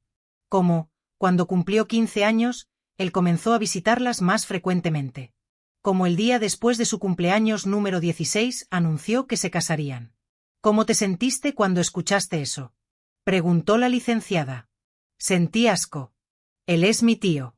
Es como 35 años mayor que yo. La idea de casarme con él, de estar con él como esposa. Itzel hizo una pausa. Su voz se estaba quebrando. Me hacía querer vomitar.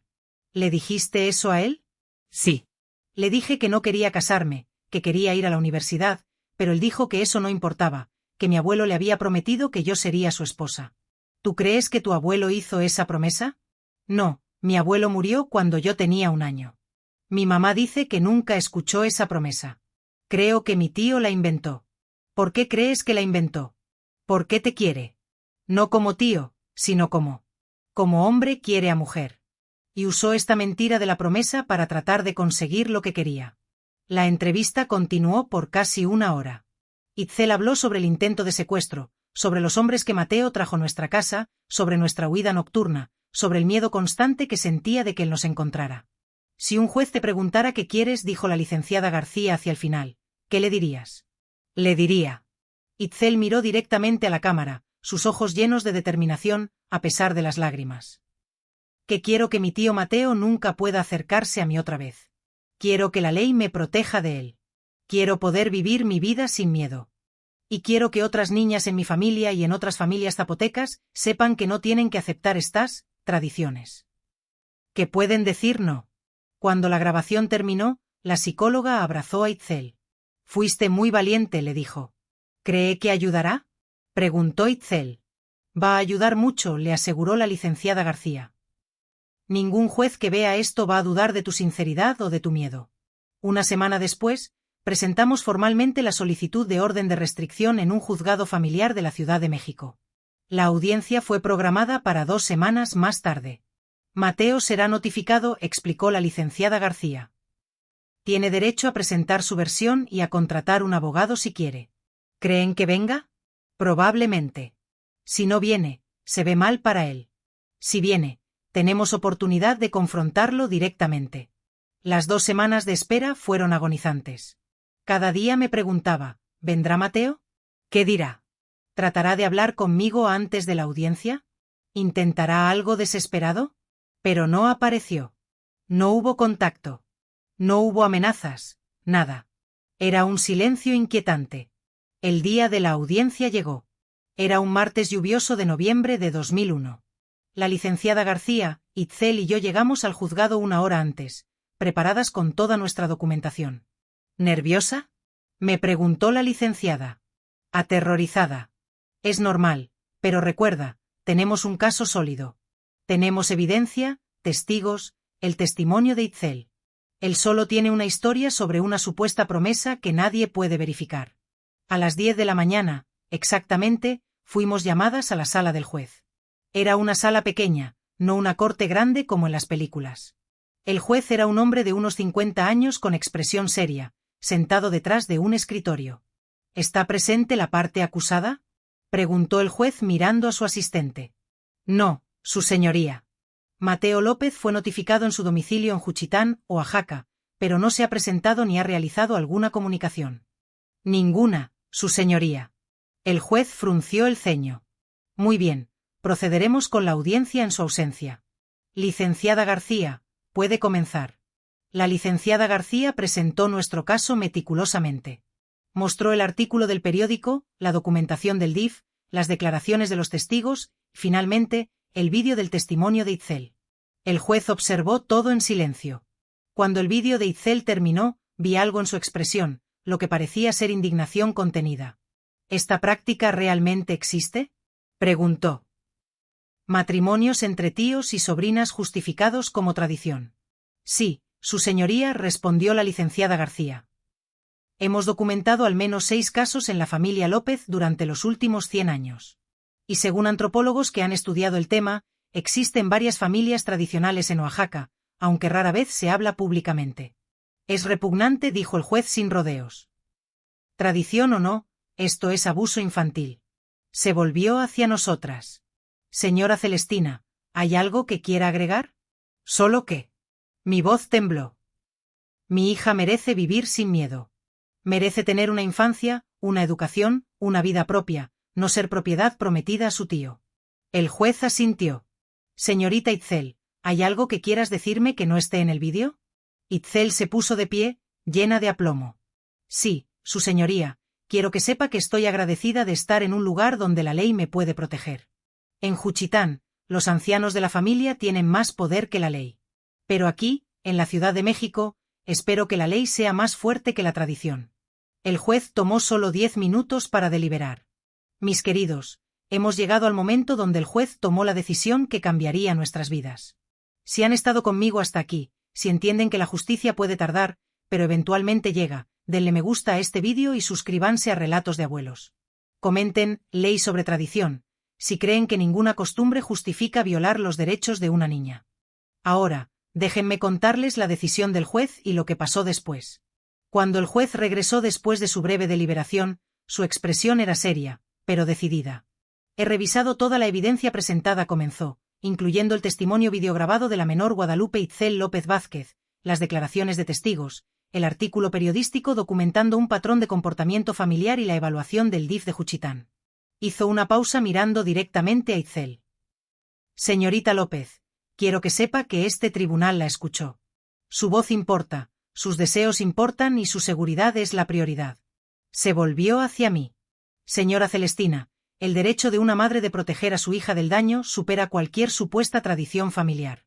Lo que su hermano intentó hacer, forzar a una niña de 16 años a casarse con un hombre de 50 años que es su tío, no es tradición cultural, es abuso sexual infantil planeado. Sentí lágrimas corriendo por mis mejillas. Por lo tanto, continuó el juez, otorgo la orden de restricción solicitada con las siguientes condiciones, enumeró cada punto. 1. Mateo López tiene prohibido acercarse a menos de 500 metros de Celestina López o Guadalupe Itzel López Vázquez. 2. Tiene prohibido contactarlas directa o indirectamente por teléfono, carta, mensajero o a través de terceros. 3. Tiene prohibido ir a sus lugares de residencia, trabajo o estudio. 4. Si viola esta orden de cualquier manera, será arrestado inmediatamente y enfrentará cargos criminales. 5.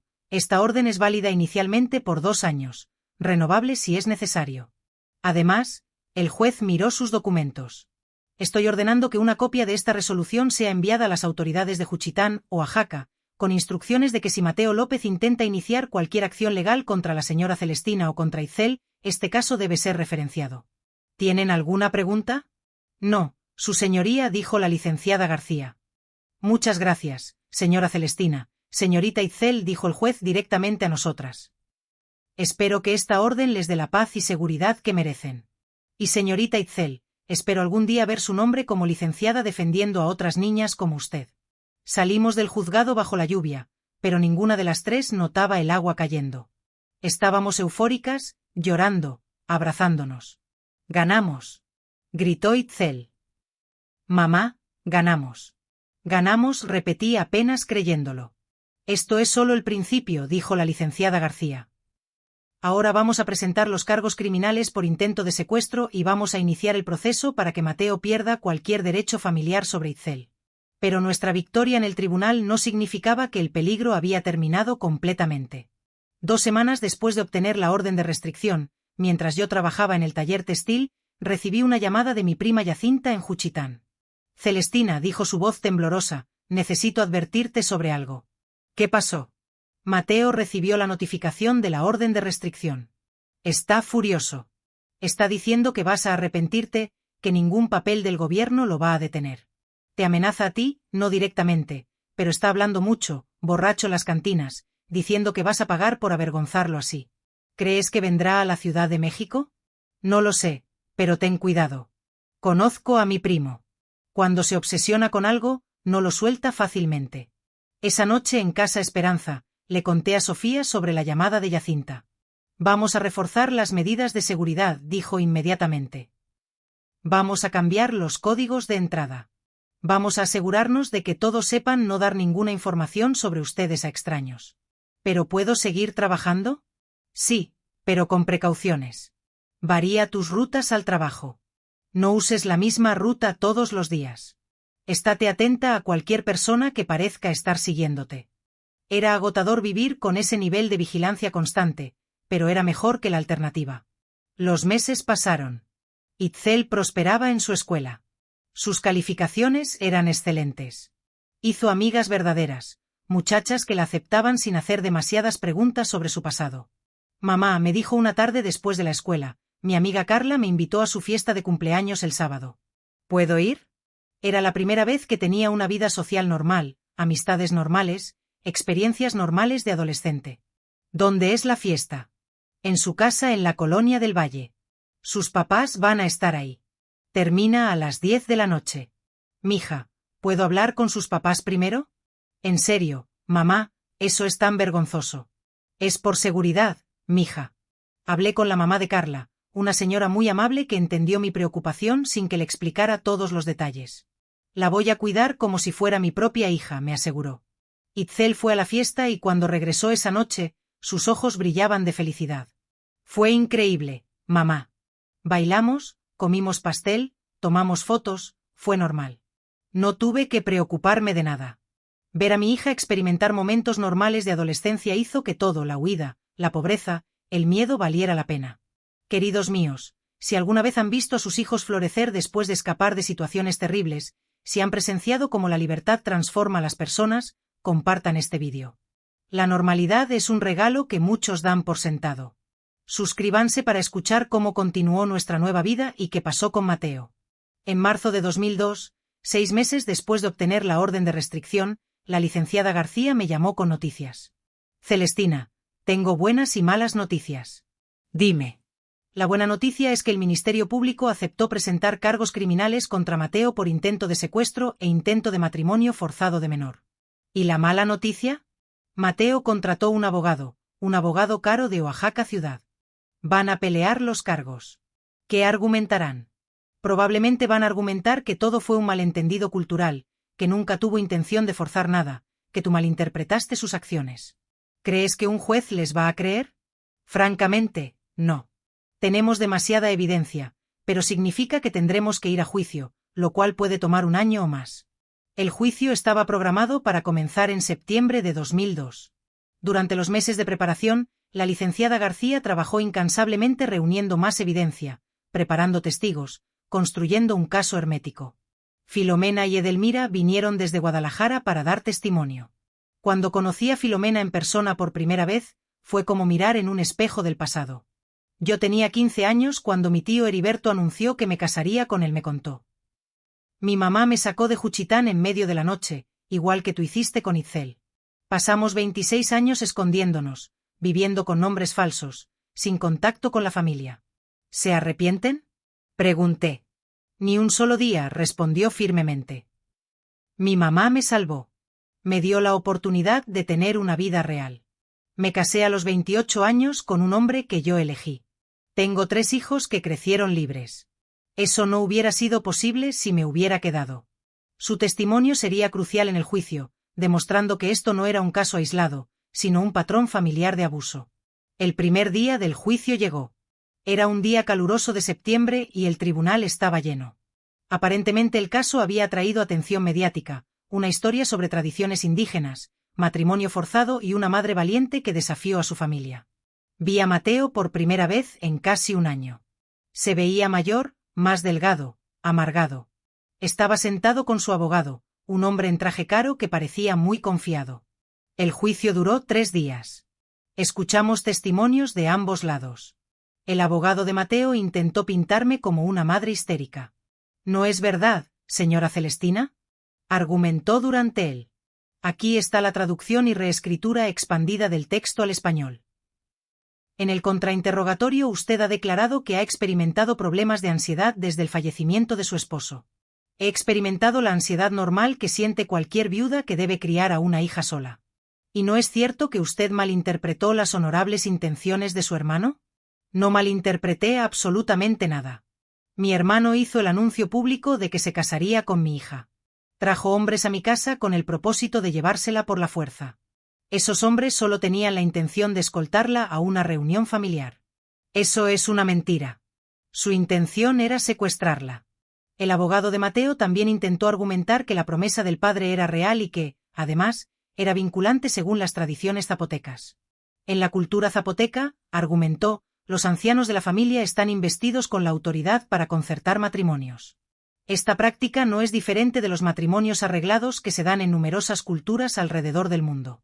Sin embargo, la licenciada García pulverizó ese argumento con una contundencia implacable. Su señoría, declaró durante su turno, México ha ratificado la Convención sobre los Derechos del Niño.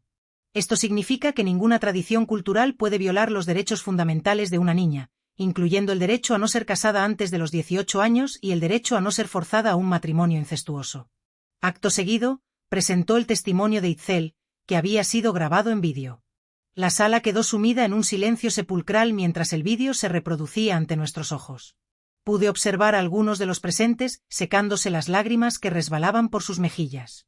Cuando llegó el momento de que Filomena rindiera su testimonio, su relato añadió un peso crítico a nuestro caso.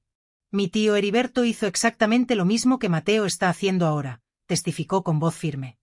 Utilizó la excusa de una supuesta promesa hecha por mi abuelo.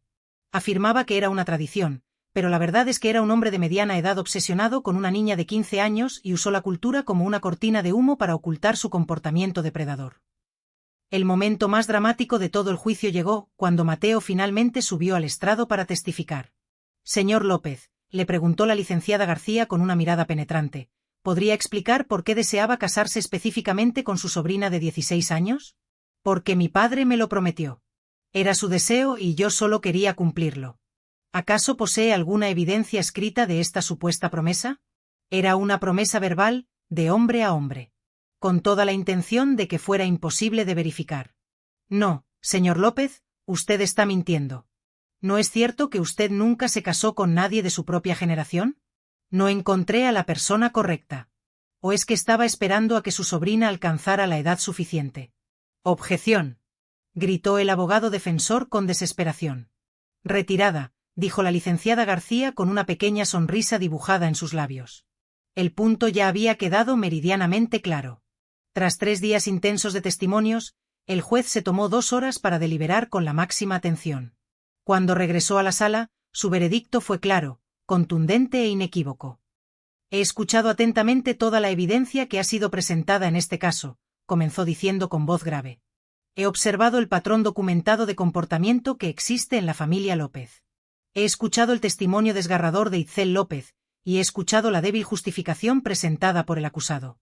No albergo la menor duda en mi mente de que Mateo López intentó forzar a su sobrina de 16 años a contraer matrimonio incestuoso, utilizando la excusa de la tradición para disfrazar lo que realmente era, un planificado abuso sexual infantil.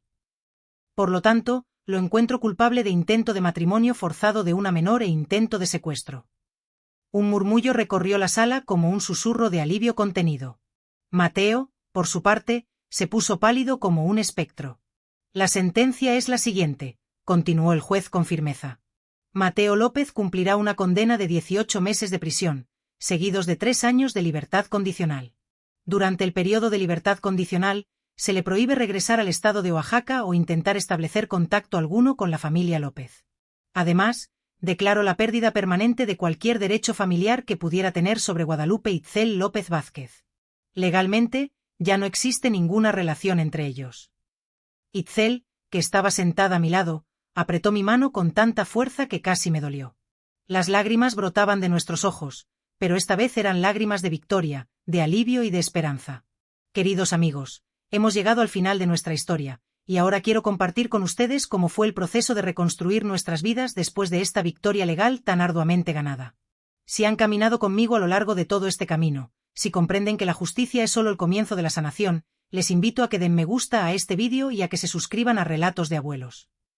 Dejen un comentario que proclame la libertad para todas las madres e hijas que han logrado escapar de tradiciones abusivas y opresoras. Ahora, permítanme contarles dónde nos encontramos hoy y cuál fue el verdadero significado de haber ganado esta batalla. Después de que Mateo fuera sentenciado en septiembre de 2012, sentí por primera vez en más de un año que podía respirar profundamente, llenando mis pulmones con aire puro y fresco. La amenaza que había pendido sobre nosotras como una nube oscura y amenazante finalmente se había disipado por completo. Mateo estaba tras las rejas, y cuando saliera, estaría legalmente impedido de acercarse a nosotras. Sin embargo, ganar el caso legal fue solo una parte del largo y tortuoso camino hacia nuestra sanación.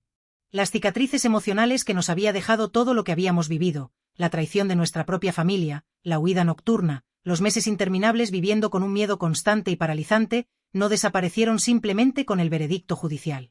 Itzel comenzó a sufrir pesadillas recurrentes.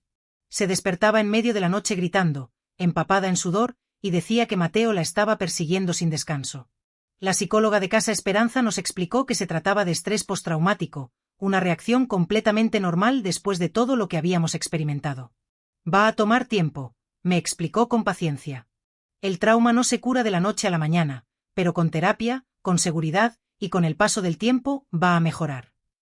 Y así fue. Lentamente, pero de manera constante, Itzel comenzó a mejorar. Las pesadillas se volvieron menos frecuentes y aterradoras. La ansiedad constante que la había estado consumiendo comenzó a disminuir gradualmente. Poco a poco, comenzó a relajarse y a confiar en que realmente estábamos seguras y protegidas. Para mí, el proceso de sanación fue diferente y, en muchos sentidos, más complicado. Cargaba con una enorme carga de culpa.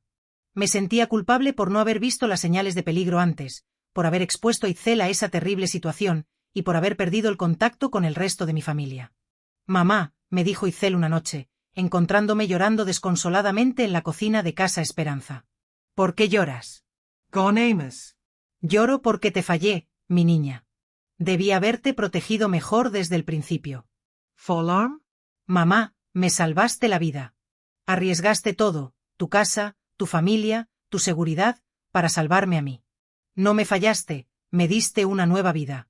Esas palabras, pronunciadas con tanta sinceridad y amor, fueron el comienzo de mi propia sanación. Los meses que siguieron al juicio trajeron consigo cambios significativos y esperanzadores. En diciembre de 2012, después de vivir durante 14 meses en Casa Esperanza, finalmente había logrado ahorrar lo suficiente para alquilar nuestro propio departamento. Era pequeño, apenas 2 habitaciones en la colonia Narvarte, pero era nuestro. Por primera vez desde que habíamos huido de Juchitán, teníamos un espacio privado, un lugar al que podíamos llamar hogar.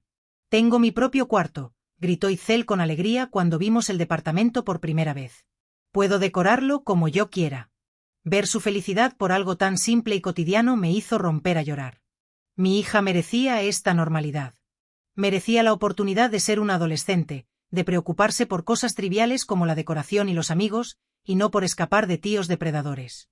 Mi trabajo en el taller textil continuaba viento en popa, y don Ramiro, al ver mi dedicación y mi habilidad, me ascendió a supervisora, ofreciéndome un mejor salario. 120 pesos al día en lugar de 80. No era mucho, pero cada peso extra significaba una mayor estabilidad para Itzel y para mí. Itzel se graduó de la preparatoria en junio de 2004 con honores. Verla con su toga y birrete, recibiendo premios por su excelencia académica, fue uno de los momentos más orgullosos de mi vida. «Dedico este logro a mi mamá», dijo durante su discurso de graduación como representante de su clase, quien me enseñó que la valentía no es la ausencia de miedo, sino actuar a pesar del miedo. Me enseñó que las tradiciones que nos dañan no merecen ser preservadas, y me enseñó que vale la pena luchar por nuestros sueños. No había ni un solo ojo seco en todo el auditorio. Ese mismo año, Itzel fue aceptada en la Universidad Nacional Autónoma de México para estudiar Derecho. Recibió una beca completa basada en su sobresaliente rendimiento académico y en su difícil situación económica. Voy a ser abogada, como la licenciada García, me dijo con una sonrisa radiante el día que recibió la noticia de la beca. Voy a ayudar a otras niñas que han pasado por lo mismo que yo.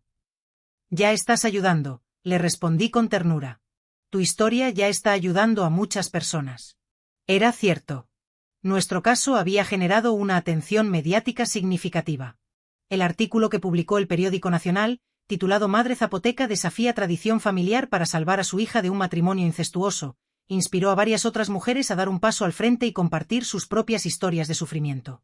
Una de esas mujeres era de la misma Juchitán. Se llamaba Marisol.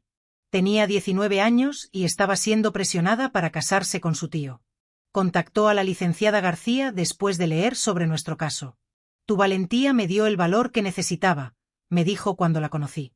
Si tú pudiste enfrentarte a toda tu familia, yo también puedo hacerlo. Con la ayuda de la licenciada García, Marisol también obtuvo una orden de restricción contra su tío y se mudó a Puebla para comenzar una nueva vida, lejos del miedo y la opresión.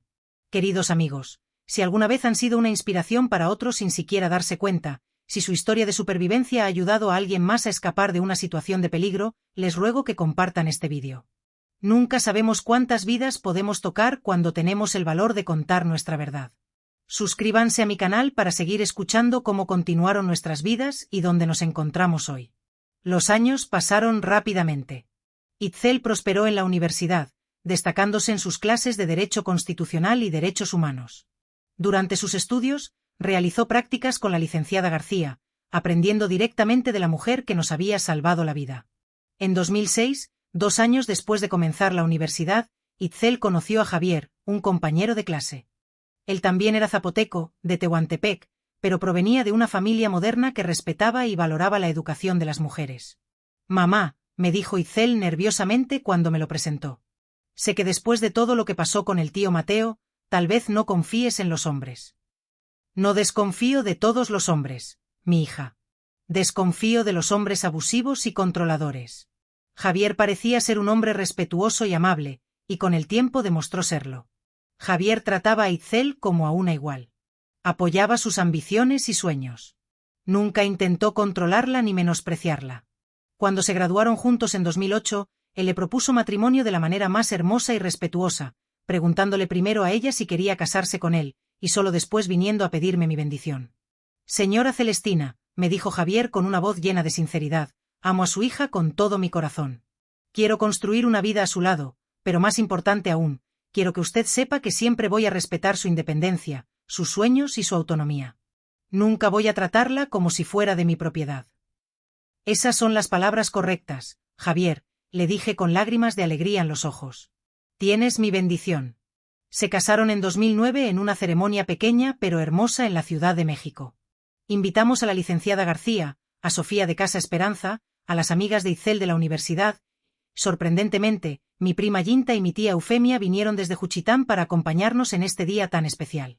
El resto de la familia no aprueba que estemos aquí, me confesó tía Eufemia durante la recepción. Pero yo ya estoy vieja y no me importa lo que piensen los demás.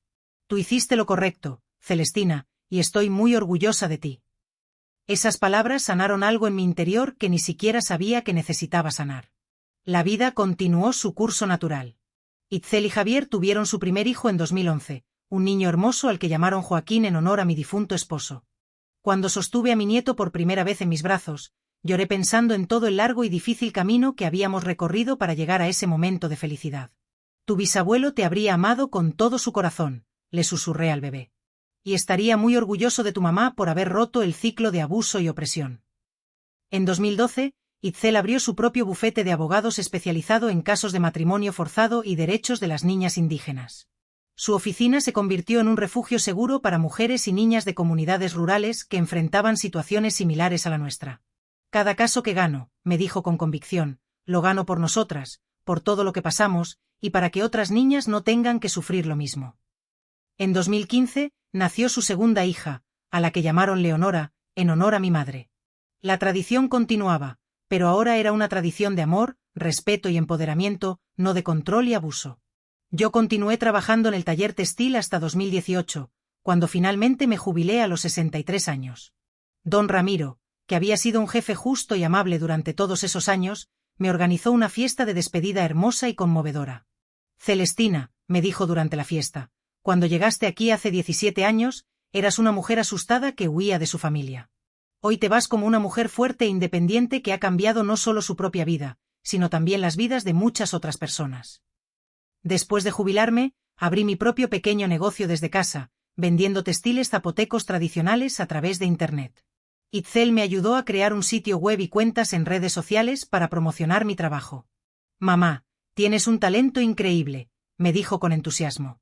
A la gente le van a encantar tus creaciones. Y tenía toda la razón. Mis tapetes, huipiles y rebozos se venden en todo México e incluso en Estados Unidos. Cada pieza que hago lleva un pedacito de mi historia, un pedacito de mi cultura, pero reinterpretada, tradicional en la técnica, pero libre en espíritu. Hoy, en 2024, a mis 69 años, vivo en un departamento cómodo y acogedor en la colonia Roma, cerca de Itzel y su familia. Mis nietos, Joaquín, de 13 años, y Leonora, de 9, me visitan todas las semanas. Abuela, me preguntó Leonora recientemente, ¿es verdad que tuviste que huir en medio de la noche cuando mamá era niña? Miré a Itzel, preguntándole silenciosamente si estaba lista para que sus hijos conocieran toda la verdad sobre nuestro pasado. Ella asintió con la cabeza. Era hora de que supieran. Les conté la historia, adaptándola a su edad, por supuesto, sobre cómo a veces las familias tienen tradiciones que son dañinas y opresivas, sobre cómo su mamá y yo tuvimos que ser valientes para escapar de esa situación, y sobre cómo la ley nos protegió y nos ayudó a reconstruir nuestras vidas. ¿Y el tío abuelo Mateo? Preguntó Joaquín con curiosidad. ¿Qué le pasó? Era una pregunta que sabía que llegaría tarde o temprano. Mateo salió de prisión en 2004, les expliqué.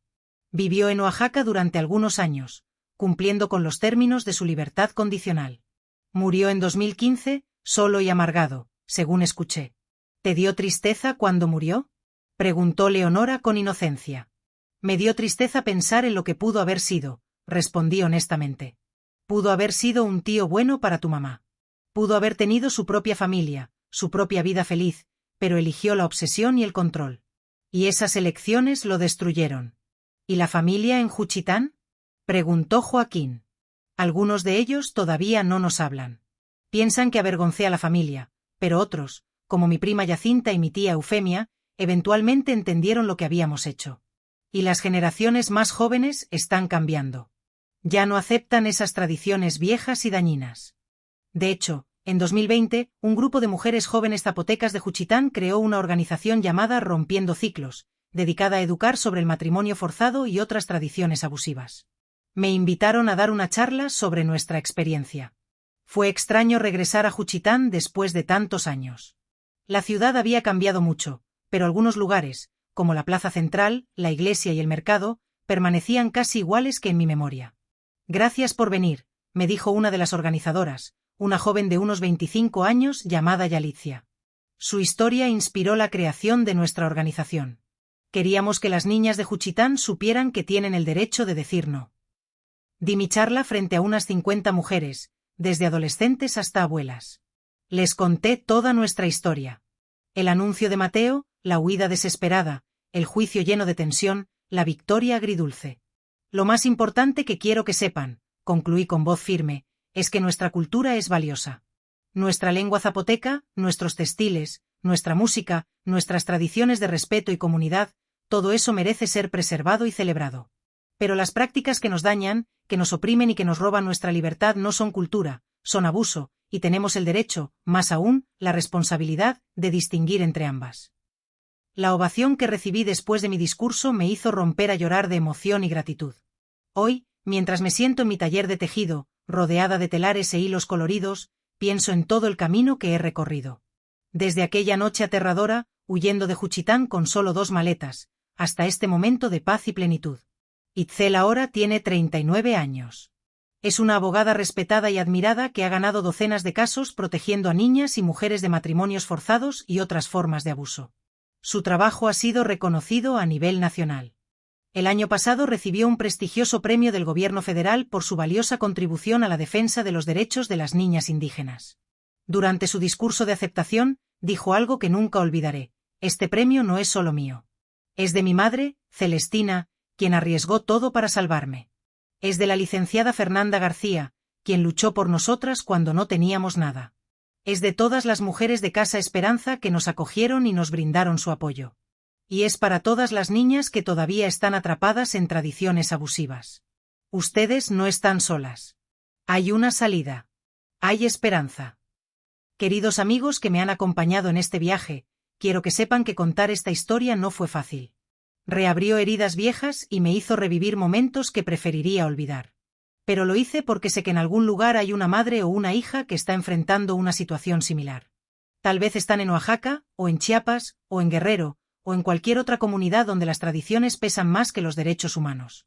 Tal vez están siendo presionadas para casarse con un familiar, con un hombre mayor, con alguien a quien no han elegido. Si eres esa madre o esa hija, escúchame con atención, tienes el derecho inalienable de decir no. Ninguna tradición, ninguna promesa familiar, ningún deseo de los ancianos puede arrebatarte ese derecho. No estás sola. Hay organizaciones en todo México listas para brindarte su ayuda. Hay abogadas valientes como Fernanda García. Hay refugios seguros como Casa Esperanza. Huir no es un acto de cobardía. A veces, escapar es el acto más valiente que podemos realizar. La ley está de tu lado. México tiene leyes que protegen contra el matrimonio forzado y el matrimonio infantil. Utiliza esas leyes a tu favor. Puedes reconstruir tu vida. Perdí mi casa, mi comunidad y el contacto con la mayoría de mi familia, pero gané algo mucho más valioso: la libertad de mi hija y mi propia libertad. Y con esa libertad construimos una vida hermosa, llena de amor, respeto y esperanza. La edad me ha dado la sabiduría para entender que algunas batallas deben librarse sin importar el costo. Que el amor verdadero protege, no controla ni oprime. Que la cultura real eleva el espíritu humano, no lo somete ni lo degrada. Mis arrugas son los mapas de una vida vivida con propósito. Cada una de ellas cuenta una historia de lucha, de victoria y de amor maternal, un amor más fuerte que cualquier tradición impuesta. Si estás enfrentando una situación similar, no esperes ni un segundo más. Actúa de inmediato. Busca ayuda. Escapa si es necesario. Denuncia. Lucha por tu libertad. Y recuerda siempre, no eres una propiedad. Eres una persona. Mereces respeto, libertad y la oportunidad de elegir tu propio camino en la vida. Gracias, queridos amigos, por escuchar nuestra historia. Espero que inspire valentía en quienes más la necesitan. Nunca es demasiado tarde para ser libres.